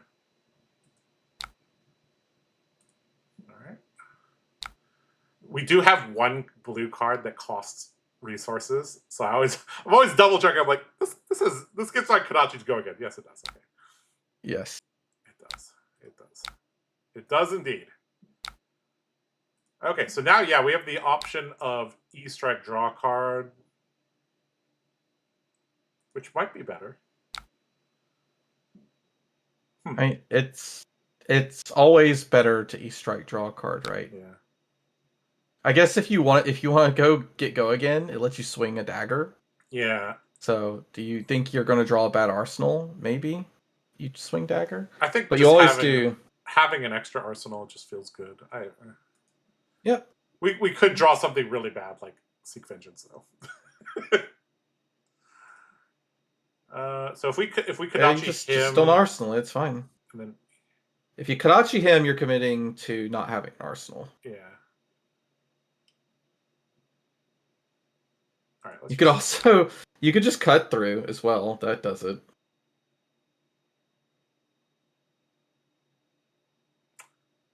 You're right. It does just do it. That's actually the best option, isn't it? Not necessarily. Because it preserves our E-Strike and our arsenal, right? I guess. This comes in for 5 into 1. Yeah, it's about the same, but it's like it's a random card versus keeping E-Strike there. Yeah, so you could just technically that 5 into 1. Technically, that means E-Strike is better, right? We'll see. We'll see. What's the top card? We'll find out very very soon.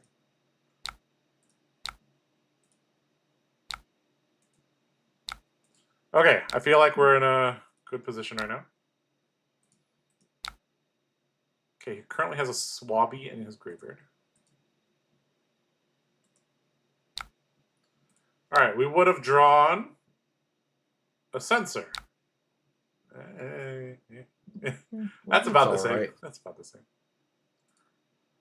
All right, port side exchange number 2. Putting a Whaler. Now I'm happy we still have the Now I'm happy we still have the E-Strike. Okay, so right now we have Iris. I mean, we drew our second Whirling Mist Blossom. I kind of want to use our Iris sometime soon, or we could actually just play out this, and that also works.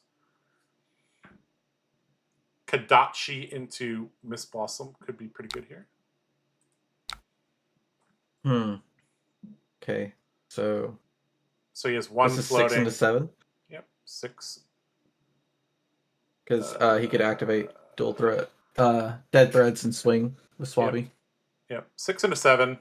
No on hits. Right. How do we clear this 3 health guy? I mean, we just Kadachi him and then Mist Blossoming this, right? I'm trying to think, like, do you just get... Oh, we have a dual threat. How do... Yeah, you do have a dual threat, but I think you have to pitch that, because that's your only 0 cost. Yeah. Okay, so... we have Kadachi him, Mist Blossom the ally. I think you're no blocking here. Do we need... I mean, we can also Razor the Censor, which is actually crazy. You do it on the second. You do it on the second attack because you might activate Gold-Baited Hook, right? Yeah. And you could decide then if you want to give up like Razor Reflex, Censor, and the boots, a piece of armor to stop the gold generation. Yeah. Okay, he's gonna look at the top card.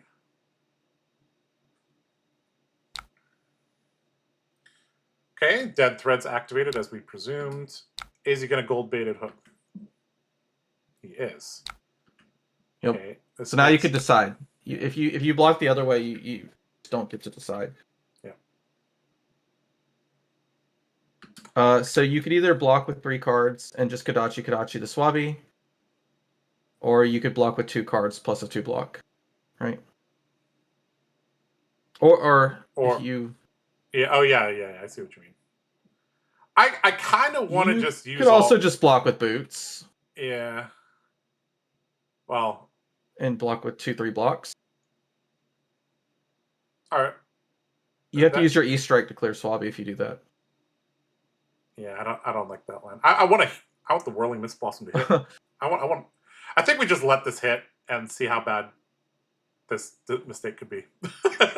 Yeah, this puts you at parity. That's fine. Yeah.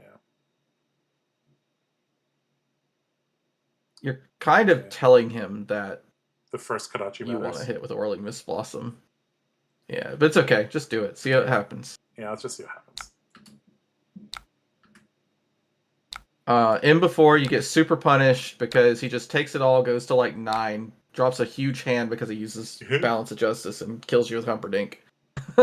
We'll see. Hopefully not. I mean, we can censor the Humperdinck, right? They can't play it. You can. That's true.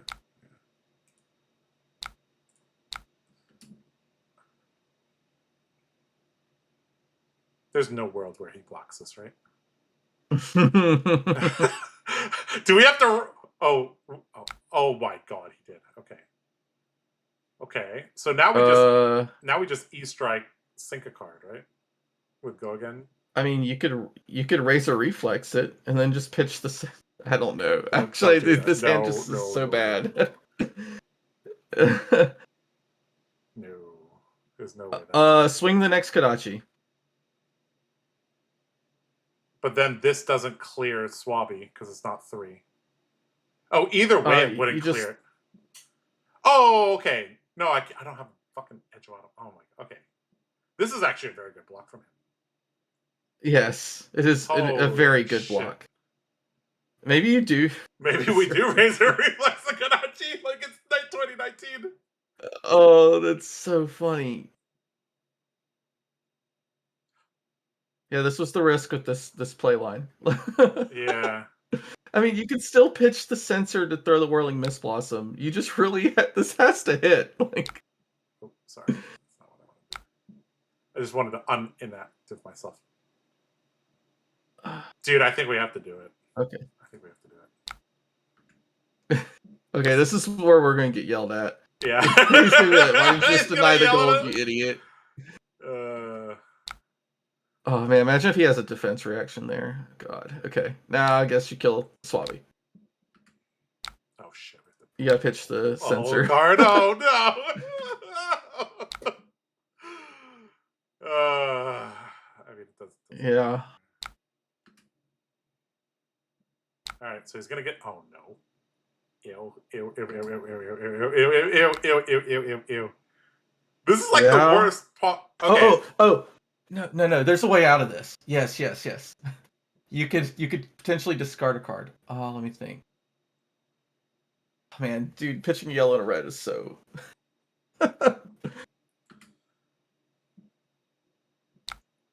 Maybe you just E-strike. You just. We don't want either one of these in our arsenal. No, you don't. But then if we do man, this, it's the worst Whirling Mist Blossom ever. Yeah. This is bad, guys. This is not how you do it. Yeah, I mean, E-strike and then just put this into the. I think that's the only way to play this. Just Kadachi and then stab wound him. Whatever. Just get over it. It's done. Is that really what we want to do? Yeah. I mean, they're both 0 for 2s. Like, so just throw one or the other. They're both bad. Okay, I guess we're just holding keep the E-strike. Like, yeah. Keep the E-strike. Unless you think he's gonna play Conquer the High Seas, he might. He's gonna have a 5-card hand if he wants it. All right, so our Razor Reflex has helped this come in for 4, guys. Look at that. This is so bad. This is so bad. You're gonna scream. Dude, Aaron's mad. Wait, why isn't this coming in for 4? Wait, it doesn't get plus. It comes in for 2, and if it hits him, he loses 2 life. Okay. Yeah, this card sucks. Okay. That was not the right way to play that turn. Get it? We got super greedy with trying to get the Whirling Mist Blossom to hit. Dude, I swear he doesn't have us muted. Nah, he does. He does. All right.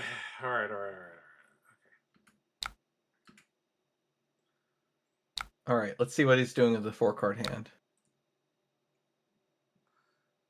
All right, we still have our safety net. Like this hand's insane. This is great. This That's a great hand. This hand's solid, yes. Saltwater Swell with eye, so he's gonna definitely get to find a blue. Okay, so he's definitely going up to 5 pitch. So that means he could break a gold to play Humperdinck and swing. Mm-hmm. Or he could easily conquer the high seas, you play out. Well, he doesn't have a blue yet. He hasn't put in a blue into the bin. Just I think Either way, you're gonna get another chance to block. Yeah. Draw discard. Okay, there's a Swabby entering the graveyard. Okay, he used hero power, so he can't rum. Yep.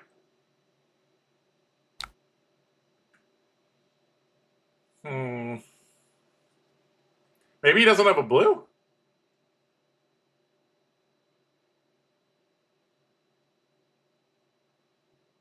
If he doesn't put a blue into his graveyard, this is like the blind fighting the blind in this past 2 turn okay. cycles. Here we go. Okay, there we go. Oh, there it is. There we go. All right, so he has. So he's gonna go Sawbones Swabby, maybe. If he wants to flood the board. Yeah, Sawbones. He could swing. Or. Yeah, so this has go again. Okay, so. Yeah. He only has 2 resources now. I guess he has another card. Yeah, he has another card, so he could always get the Swabby out. He just won't be able to swing it. He may choose not to. He might Arsenal. This might just be a bait. I think this has a gold on hit. You could choose to block here. But then you're getting hit by gold baited hook, so He's getting a gold either way here. yeah, you're never stopping the gold if he really wants it. So if he plays out the Swabby, 2 into 3, that's easy to clear. I feel like we should block with something.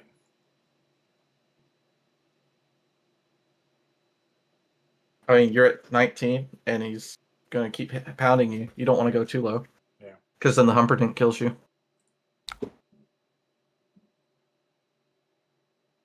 We don't even need all these cards, I think. I mean, Torrent, Tempo, and Sensor are nice.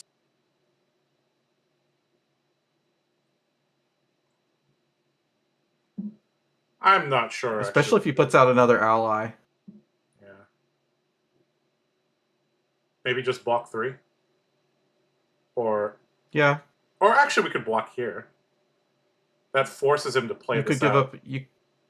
Yeah, you could give up equipment to prevent a gold. That's good. Yeah.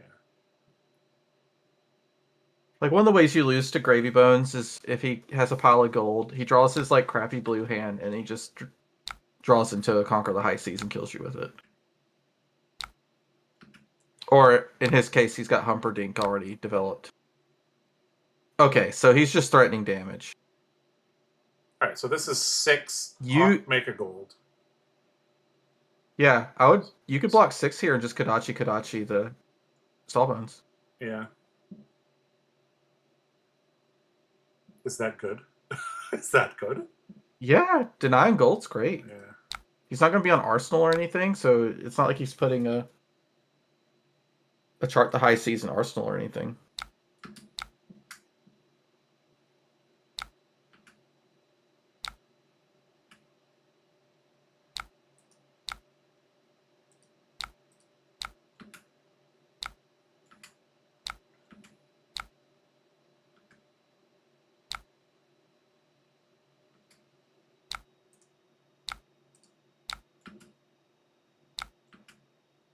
All right.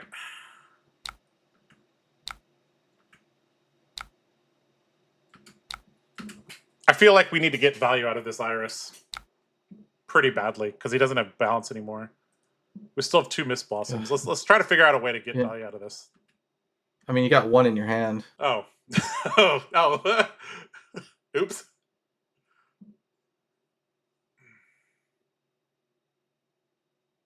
He surely won't suspect that the second time you pitch it dual threat for Yeah. Kadachi that you're just hoping the Kadachi hits.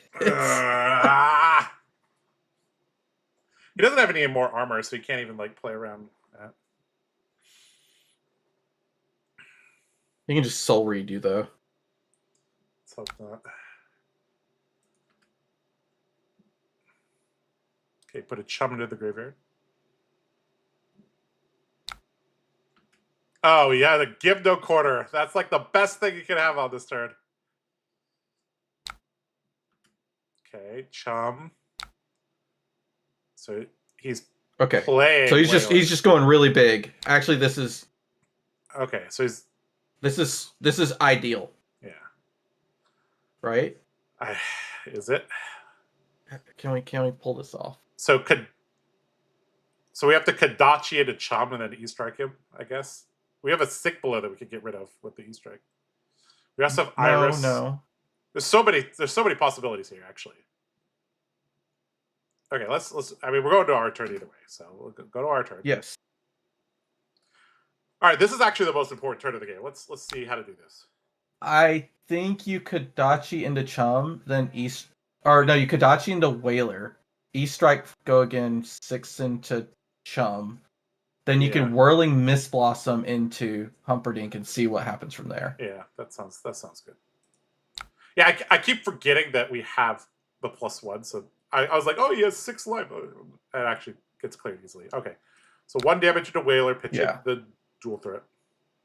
We also have Tunic to bail us out here if something happens. Yeah, you have Tunic to bail you out if you need to play this sensor or something. Okay. So that has hit.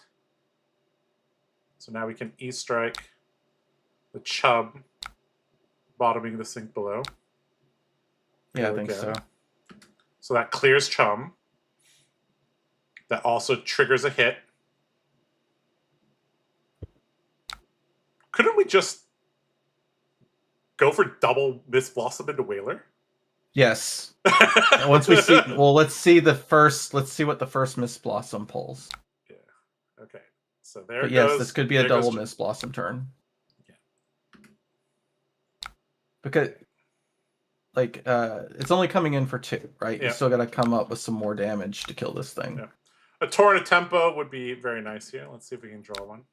Yes. Okay, so this is a perfect way to get rid of this. Yeah, this hand does not spark joy. Yeah, so let's get rid of this. Discard this, and then go search for our last one.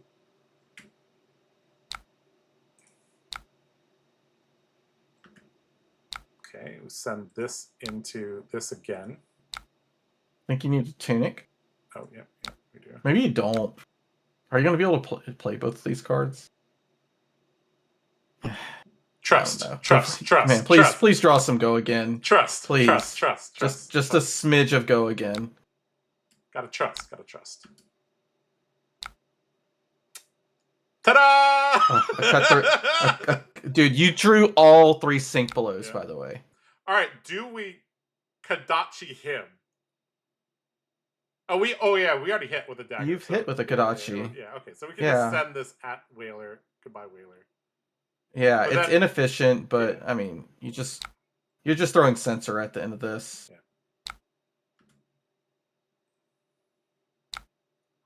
Yeah. Okay. Oh, imagine if we just drew that first. It would have been perfect curve. Yeah. Okay, so we have the option of just throwing sensor, arsenaling the sink below, I guess. Yeah, Arsenal and the sink below. Yeah, I sense a Conquer the High Seas coming up. Yeah. He's only played 1. There's got to be more. He's only got 21 cards left in his deck. Yeah. And if you throw this at him, you could just say Conquer. Yeah. No blocks from him. Is there any ally in his graveyard we don't want to come out? He has a Swabby there. No, you could even let him play it. What blues has he not played yet? So we know he's the got position 2 of chart the high seas left. We know he still has an Avasti about 13 cards down. Mm-hmm. Know, all 3 of Ashes have been played now. Yeah, he has 2 more give no quarter, but he has to get like extra guys into the graveyard, and he has no gold to do so. I think we just name Conquer. Although yeah, you could name Conquer. We could just Conquer or Chart the High Seas, one or the other. I mean, we could just play the Sink Below in response to this if it. Mm-hmm. Yeah. Let's just name Conquer.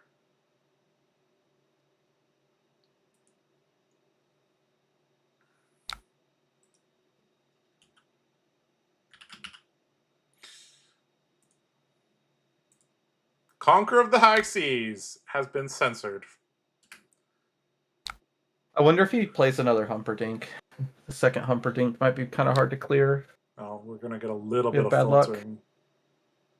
We know the position of our other E-strikes. We're not going to see it, so that there could be some issues there. We don't have many 7 power cards, but I guess we could go Kadachi into 7 power. Turn our 6 into a 7. Yes. I'm starting to have to think about pitch. I guess we're not going to need to go to pitch deck, but like he might not have enough damage to kill us. Let's see what happens. This turn's also very pivotal. Oh man, that's sad. If you chose Conquer, if he just played Conquer now, you just 2 cards juice him. Yeah.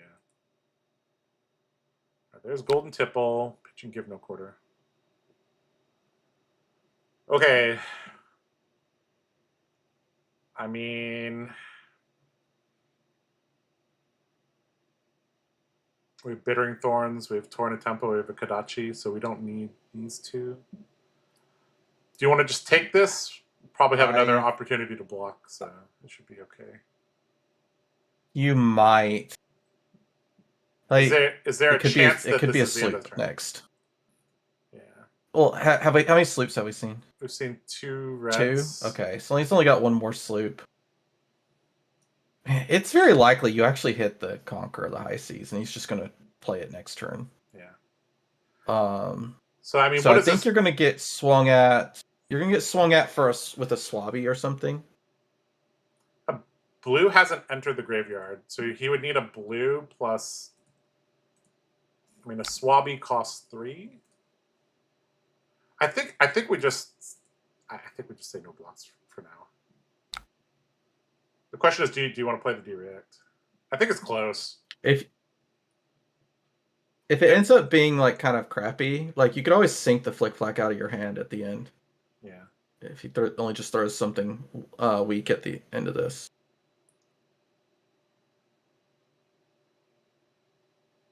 So he needs a blue plus.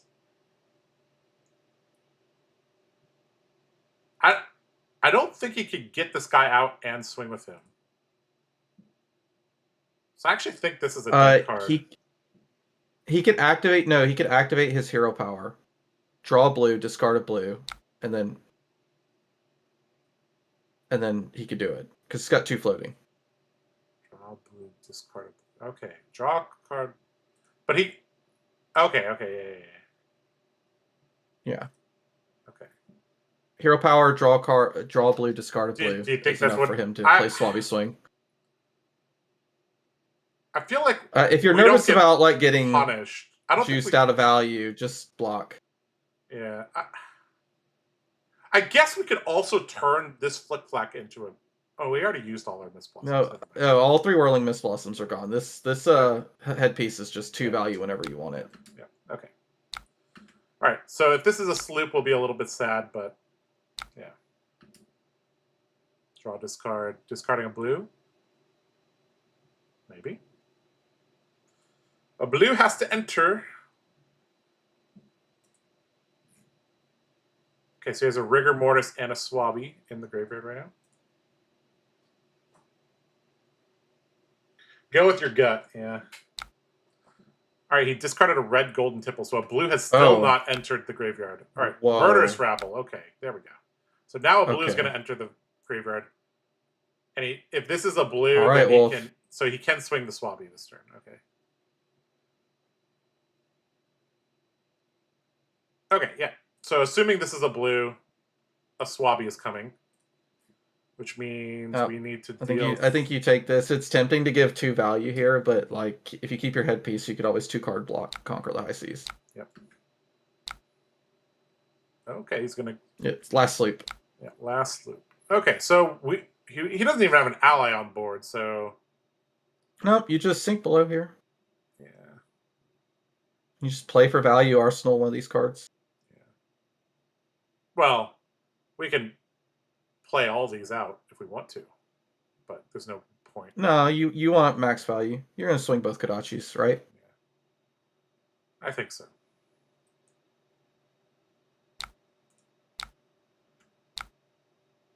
I think the Bittering Thorns is better, so we'll hang on to that. Because this allows us to send 6 at something if we need to. I thought he's running out of cards. I think I'll put it this way. If he just says no blocks to Bittering Thorns, which he's not going to, he's at 13. But if he does, then you could throw the Torrent Tempo, because it's basically him telling you that he's like got 2 Conquer the High Seas in his hand. Yeah.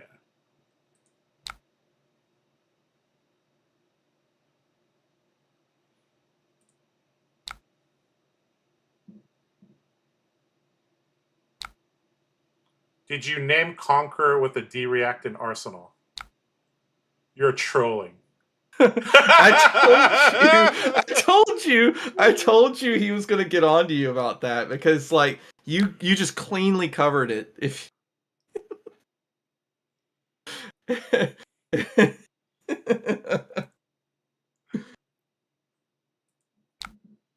All right, so all right, well, if he gets on to you about that later, that wasn't me. That was you. So why is that such a bad thing? You can just play it out. Yeah, because if he played it then, you cleanly covered it for 8. And it's just gone. To be fair, you didn't know you're drawing the second D-React, but you have Tunic and Headpiece. You're always cleanly covering that. And even if you don't, yeah, you're playing the D-React out Arsenal anyway.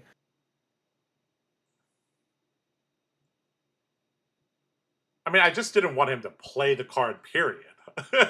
that's I wasn't thinking further than that. Okay, so he takes this. I mean, you gotta rip the Band-Aid off. It's gotta be in his arsenal. Yeah. All right, so I think we just send both these cards. I don't want to arsenal this turn. That's fine. But we're getting low that we basically have to block, but you know.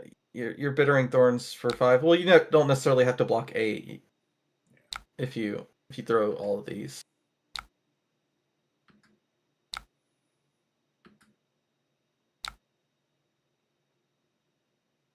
My worry is he plays a really big turn with Rum.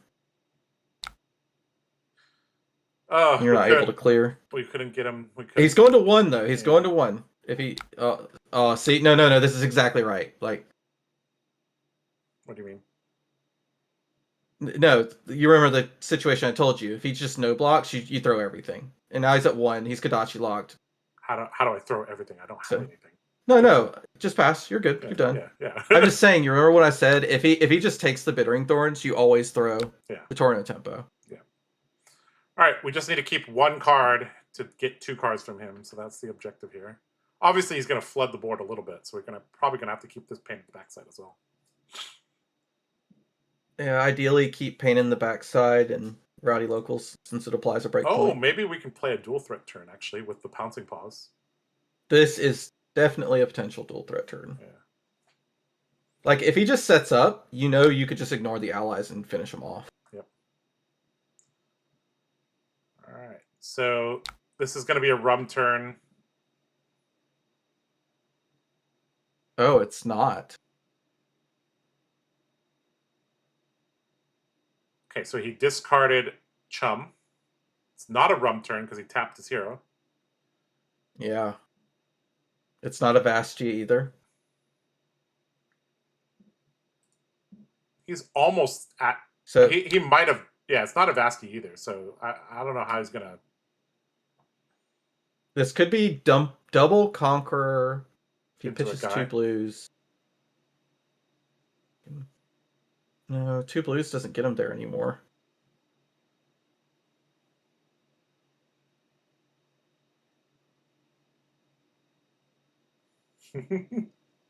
He loves calling me a troll, Josh.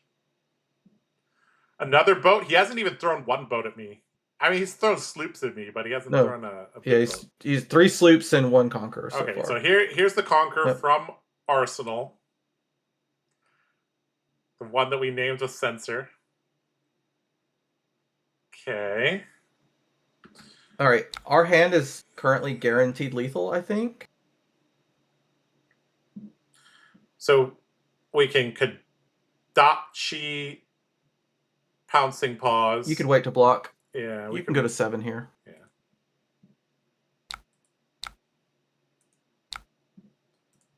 So Kadachi, Pouncing Paws, make a tiger, swing the tiger. Dual threat, Kadachi, pain in the backside if we want to be really fancy. So we have 1 extra card. I highly doubt we're going to be able to keep everything, though. Okay, played out a Rigor Mortis. Swing. Is that the end of his turn? That seems like it's the end of his turn. Let's see. Am I missing anything? Okay, so your turn can be Kadachi, pain in the backside, dual threat, Kadachi, rowdy locals. Yeah. So we don't even have to use the That's one. That's 1 into 4 into 4 into 5. It's just deterministic lethal. Yeah, you just go. Yeah. He literally has no way of. He's gonna yell at us for giving it 2 different reasons. Yeah, just. Yeah. Okay, so this hand's insane. Yeah. So Kadachi, pain in the backside, dual threat, Kadachi, rowdy locals. I think he's dead on the Kadachi, honestly. Yeah. He's got no gold. Like, if he draws an ally, he's just...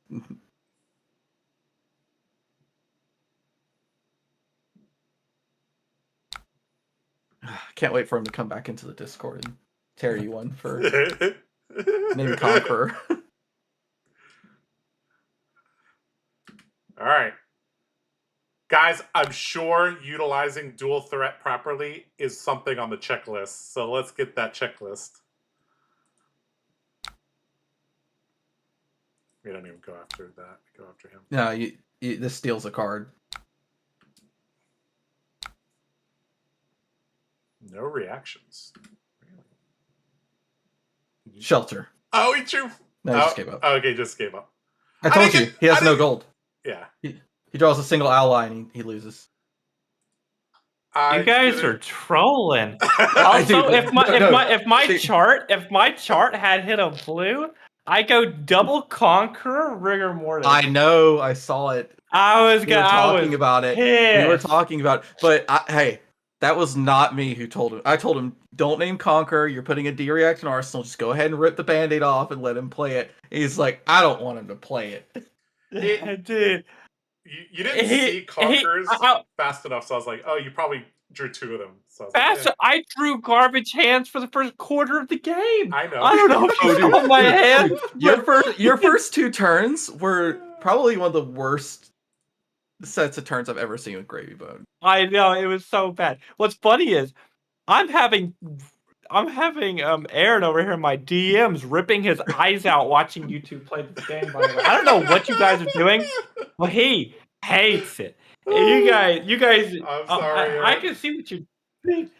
Hey, we won. Yeah, we won. Yeah. Dude, you should be at like 30. Dude, I know. We made a really bad misplay in the middle of the game. By the way, I told Aaron if you lost this game, I'm gonna fail you on Ira based off of that. You should win this game. You should win this game at like 30, bro. It should not have been close. We were about to do a dual threat turn. So if doing a dual threat turn was on the checklist, I think we should get it. Because we did talk through how we were gonna do it as well. I have a dual threat in my head. I'm glad you sat there and thought about it for like 5 minutes while I was at 1 when it was like turbo. This hand is crazy and just slammed it down. That is exactly what I would have done. Well, Because it we're actually not is you. just a bananas hand. It's 1 into 4 into 4 into 7. Yep. Yeah. Well, anyway, All right. that was the last game, Josh. All right. Let's hear your checklist, or you can send it to me and I'll read it off. Check. All right, guys. Okay. So you did. Now's the time for evaluation. So you did played pass 4 your games. report card. We passed our report card. All right, let's take a look here and see what this is. Okay, it's hard for me to see this, but okay. All right, let's. Okay, I'm gonna open up a notepad, and then we'll paste it in, and we'll move back to here. All right, let's go back here. There's some pretty easy ones on here, but they have to be easy until we get to the hard heroes, because when we get to the hard heroes, we're gonna be there for a while. All right, Ira checklist. CNC enact. What is that? Enact Vengeance. Enact Vengeance for 7. All right, we did that one. Good. Play a full value dual threat. In theory, I guess you did that one. Efficiently use pouncing claws. We did do that. That won us a game. Kadachi lock someone or the equivalent of Kadachi lock. We did that, yes. Efficiently arsenal chain enders over preserving life. You did that once. Yep. Use Iris to unbrick a hand. You didn't do that. Okay, from our perspective, we drew 2 Sync Belows on the double Whirling Mist Blossom turn. Oh, dude, he discarded a Sync Below, and then the Whirling Mist Blossom drew a Sync Below, and then the next one also drew a Sync Below. So we used an E-Strike to sync one, and we used the headpiece to get the other one. There was definitely a better way to clear that board without using Iris, but we can continue. Hit with the Mist Blossom. We did it. Yeah, that's the main card. Get 14 average value per turn. We did it. You did this one time against Ailio, and he blew you up. Oh no. Okana wraps your vengeance. You did that. Yes, we clicked Okana wraps before. Don't lose your Autumn's Edge forever. You almost did that. You almost did that in one of the games. We almost did that. Properly use hero power to make good breakpoints. I should make a negative checklist, Joshua. Yeah, I should. If he makes a play so wrong that it just like wrecks, it makes a play so stupidly wrong, I'll subtract points. Oh God. Sure. Sure. Fine. Yeah. But in school you just didn't get the points for being wrong. You didn't I guess on some of the standardized tests, you did actually lose. Standardized test, yeah. No answer is better than a wrong answer. Yeah. If you attempted to answer something and got it wrong, you actually lost more points. Yeah. Okay, sure. You can do that for the next one. Call a sensor and be right. Hello. You can't say you were right. It was literally a wrong sensor call. You may have called a card I had, but it was a wrong sensor call. Okay, talk me through that a little bit. You should name the card I played 9 copies of. You should put it. I suggested that one of my suggestions named Golden Tipple. Yeah, Tipple would have been good. I was also thinking Chart the High Seas. Let me put it to you straight. When you hit a graveyard with Censor, you can name Temple, or you can name an ally that's in their graveyard. Yes, we thought about the second one. He wanted to name Conquer. He goes, I'm going to Arsenal Sync and name Conquer. Naming Golden Temple did not even cross my mind. I was like, that's a common. Ew, commons. No. That's a common. It can't be that It can't good. be that I only play so much of it. So your list is actually on 9, not 8. Yeah, my thought process. No, I play 8. I mean, a lot of lists play 9, but I didn't see you pitch. Any Conquerors, and you didn't play any, so I was like, there's a decent chance you have 2. I charted a red and a blue in my graveyard. I saw that was the first Conqueror. Yeah. I was mad. I had 8 resources floating, and I was just like, that was the best turn, Damien. I loved 8 resources with nothing. I was like, surely this chart hit something. I haven't drawn an ally the whole game, and I've looked at the top boy. 15 cards in my deck. There's like no way it misses. Okay. All right, I feel like I am nowhere near good at Ira, but I do feel like I am better at Ira than I was 4 hours ago. So there's that. Well, Ira's a simple deck. You resolved a dual threat, which is the main thing that like Iras do, and you swung the weapon and didn't lose your Autumn's Touch for all of eternity. We also learned that how bad it is to lose your Autumn's Touch. So we really learned a lot today. We learned a lot. It's game losing. It is game losing, especially when you lose the tunic with it. Yep. So yeah. All right. So we could take some of the things we learned today into battle against Ira in the future.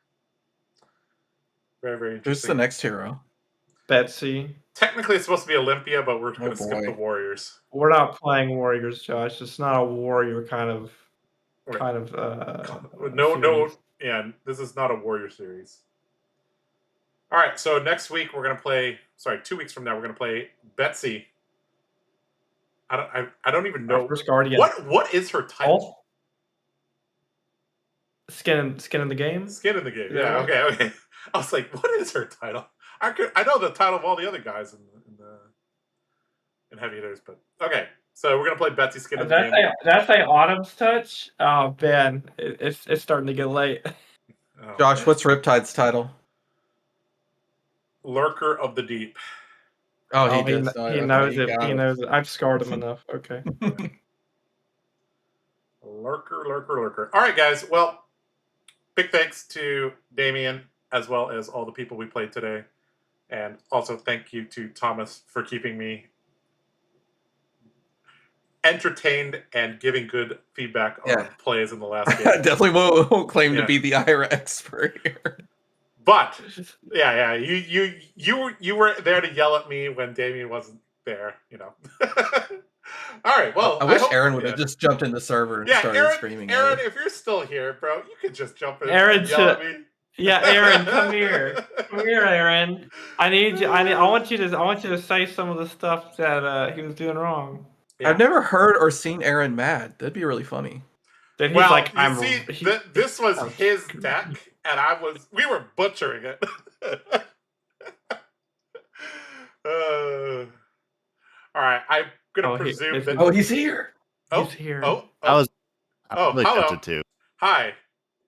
All right, guys, this is Aaron Grace. All right, Aaron, what did I do wrong?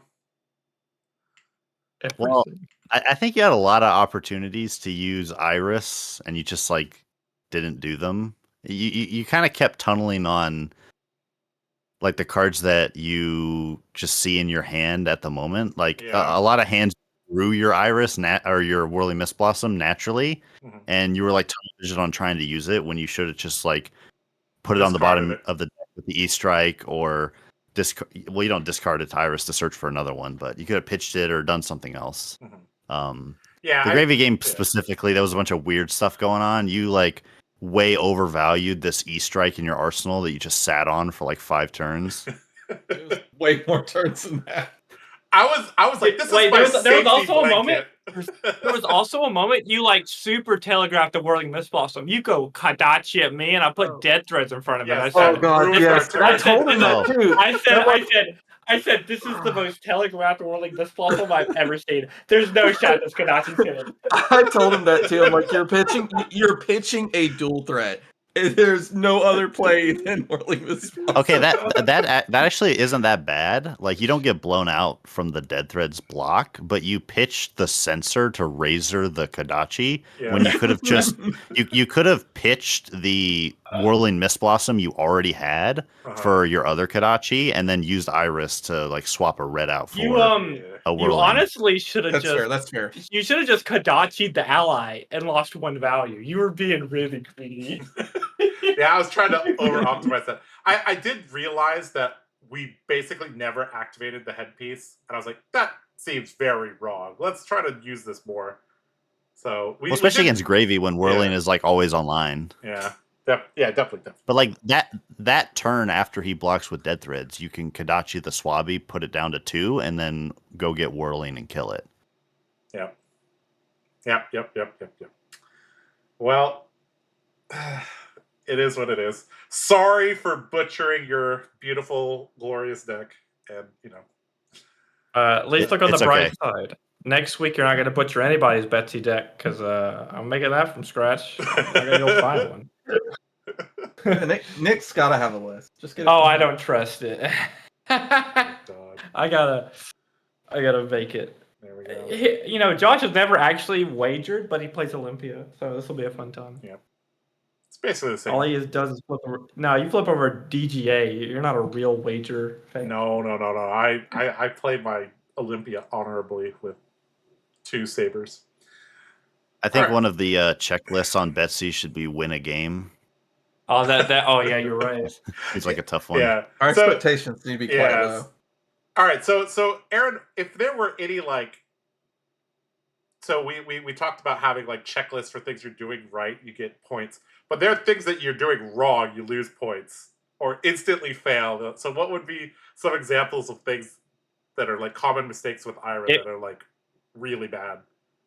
That I mean, you you could get into losing a to habit of Autumn's doing. Edge was kind of a Oh, big yeah, one. That was the very first time that ever happened. I'm like, guys, I started with a weapon and I no longer have a weapon. What the heck? I told him that to do it. He's before. like, I want to click button. I was like, I want to play an attack react stapled to my arm piece, please. I don't get to do this often. Win a game is hard. I think you also you tunneled really hard on when should you cast these blue cards when the point of the deck is to never cast them as much as possible. Right, block. Block with send 2, block 2, send 2. Block or find other uses for them. Obviously, they're your blue 3 blocks. They have niche uses when you get flooded with them, but Iris is supposed to help with that. You shouldn't really be casting them all that often. And I think E-Strike helps with that, but I don't know. You guys took a lot of really weird E-Strike lines, or you didn't play E-Strike in a way that you could have. Just being more efficient with numbers, blocking, that Humperdinck arsenal priority. Super weird. That when you cleared you sent 4 different attacks on my Humperdinck. I feel like there was a better way to do that. Drew 3 sink belows in one. There had to be a better way to do it, though. I mean, he did draw four cards that were all red and not exactly optimal. So we got lucky. We got the cut through. that is true. Yeah. All right. Well, C's get degrees here at 0 to 60, so we'll take it. Good enough. Is that the motto here? Yeah, C's get degrees. Yeah. All right, guys. That is 60%. Yeah, 60%. All right, guys. Well, I hope you guys enjoyed that. Ira's pretty fun. A little bit harder to play than I thought, which may be a very bad sign for going forward if I found that hard. But it's okay. Is what it 3 is. Guardians are next. Yeah, well, I don't know. Damien showed me the difficulty tier list. I'm like, there's no way Ira is at the bottom. Come on. No, that's not true. I don't know. Maybe I find Ira too easy. It's a Kadachi. We made this tier list back before the Armory deck cards came out. So, the old style of Ira. Yeah, I guess that's true. Yeah. Some of the new cards are with Autumn's or Edge of Autumn plus Iris. There's a lot more options now, so it's a little tougher. It's so tempting to say Autumn's Touch. It's too similar. Autumn's Name. I know you did it that one time, and now I can yeah. know. Oh no! I know. Oh man! No! Autumn's Edge. Yeah, I did it. I'm never going to be able to call it Edge of Autumn. I'm just going to call it Autumn's Touch. Autumn's Touch is Wait! We got this wrong twice. Okay, Edge of Autumn. You said it Autumn's wrong Edge. a lot. It's not Autumn's Edge, guys. It's not Autumn's Touch. It's Edge of Autumn. It's Edge of Autumn. It's Edge of Autumn. Oh my god. It's two-handed Kadachi. Autumn's Touch is a way better card. Yeah. Ouch! Oh jeez. Oh boy. All right, guys. Well, right. Hope you guys enjoyed that. The next couple weeks, we're gonna go on a Guardian arc. I think we have 3 Guardians lined up. So I'm gonna learn how to block and block and block and block and block and all that. We also have something special coming out on the channel in about 2 weeks. Can't talk more about that, but you guys will see. All right. Well, Nathan will be streaming tomorrow. If you want to learn about value in 2025, he's going to talk about that. And of course, this weekend we're going to have probably some watch parties for Pro Tour Singapore in the Discord. If you aren't part of our Discord, you can click the link below and join that. We also have a Patreon. We try to put up a bunch of different articles there. So check that out. All the links are in the description. Again, big shout out to Damien for being a good coach, and Thomas and Aaron for being here, being supportive. Yeah. All right. Anything else, guys? Well, the silence is your answer. All right. Yep. We passed, and we're out of here. Take care. Good night. Bye-bye.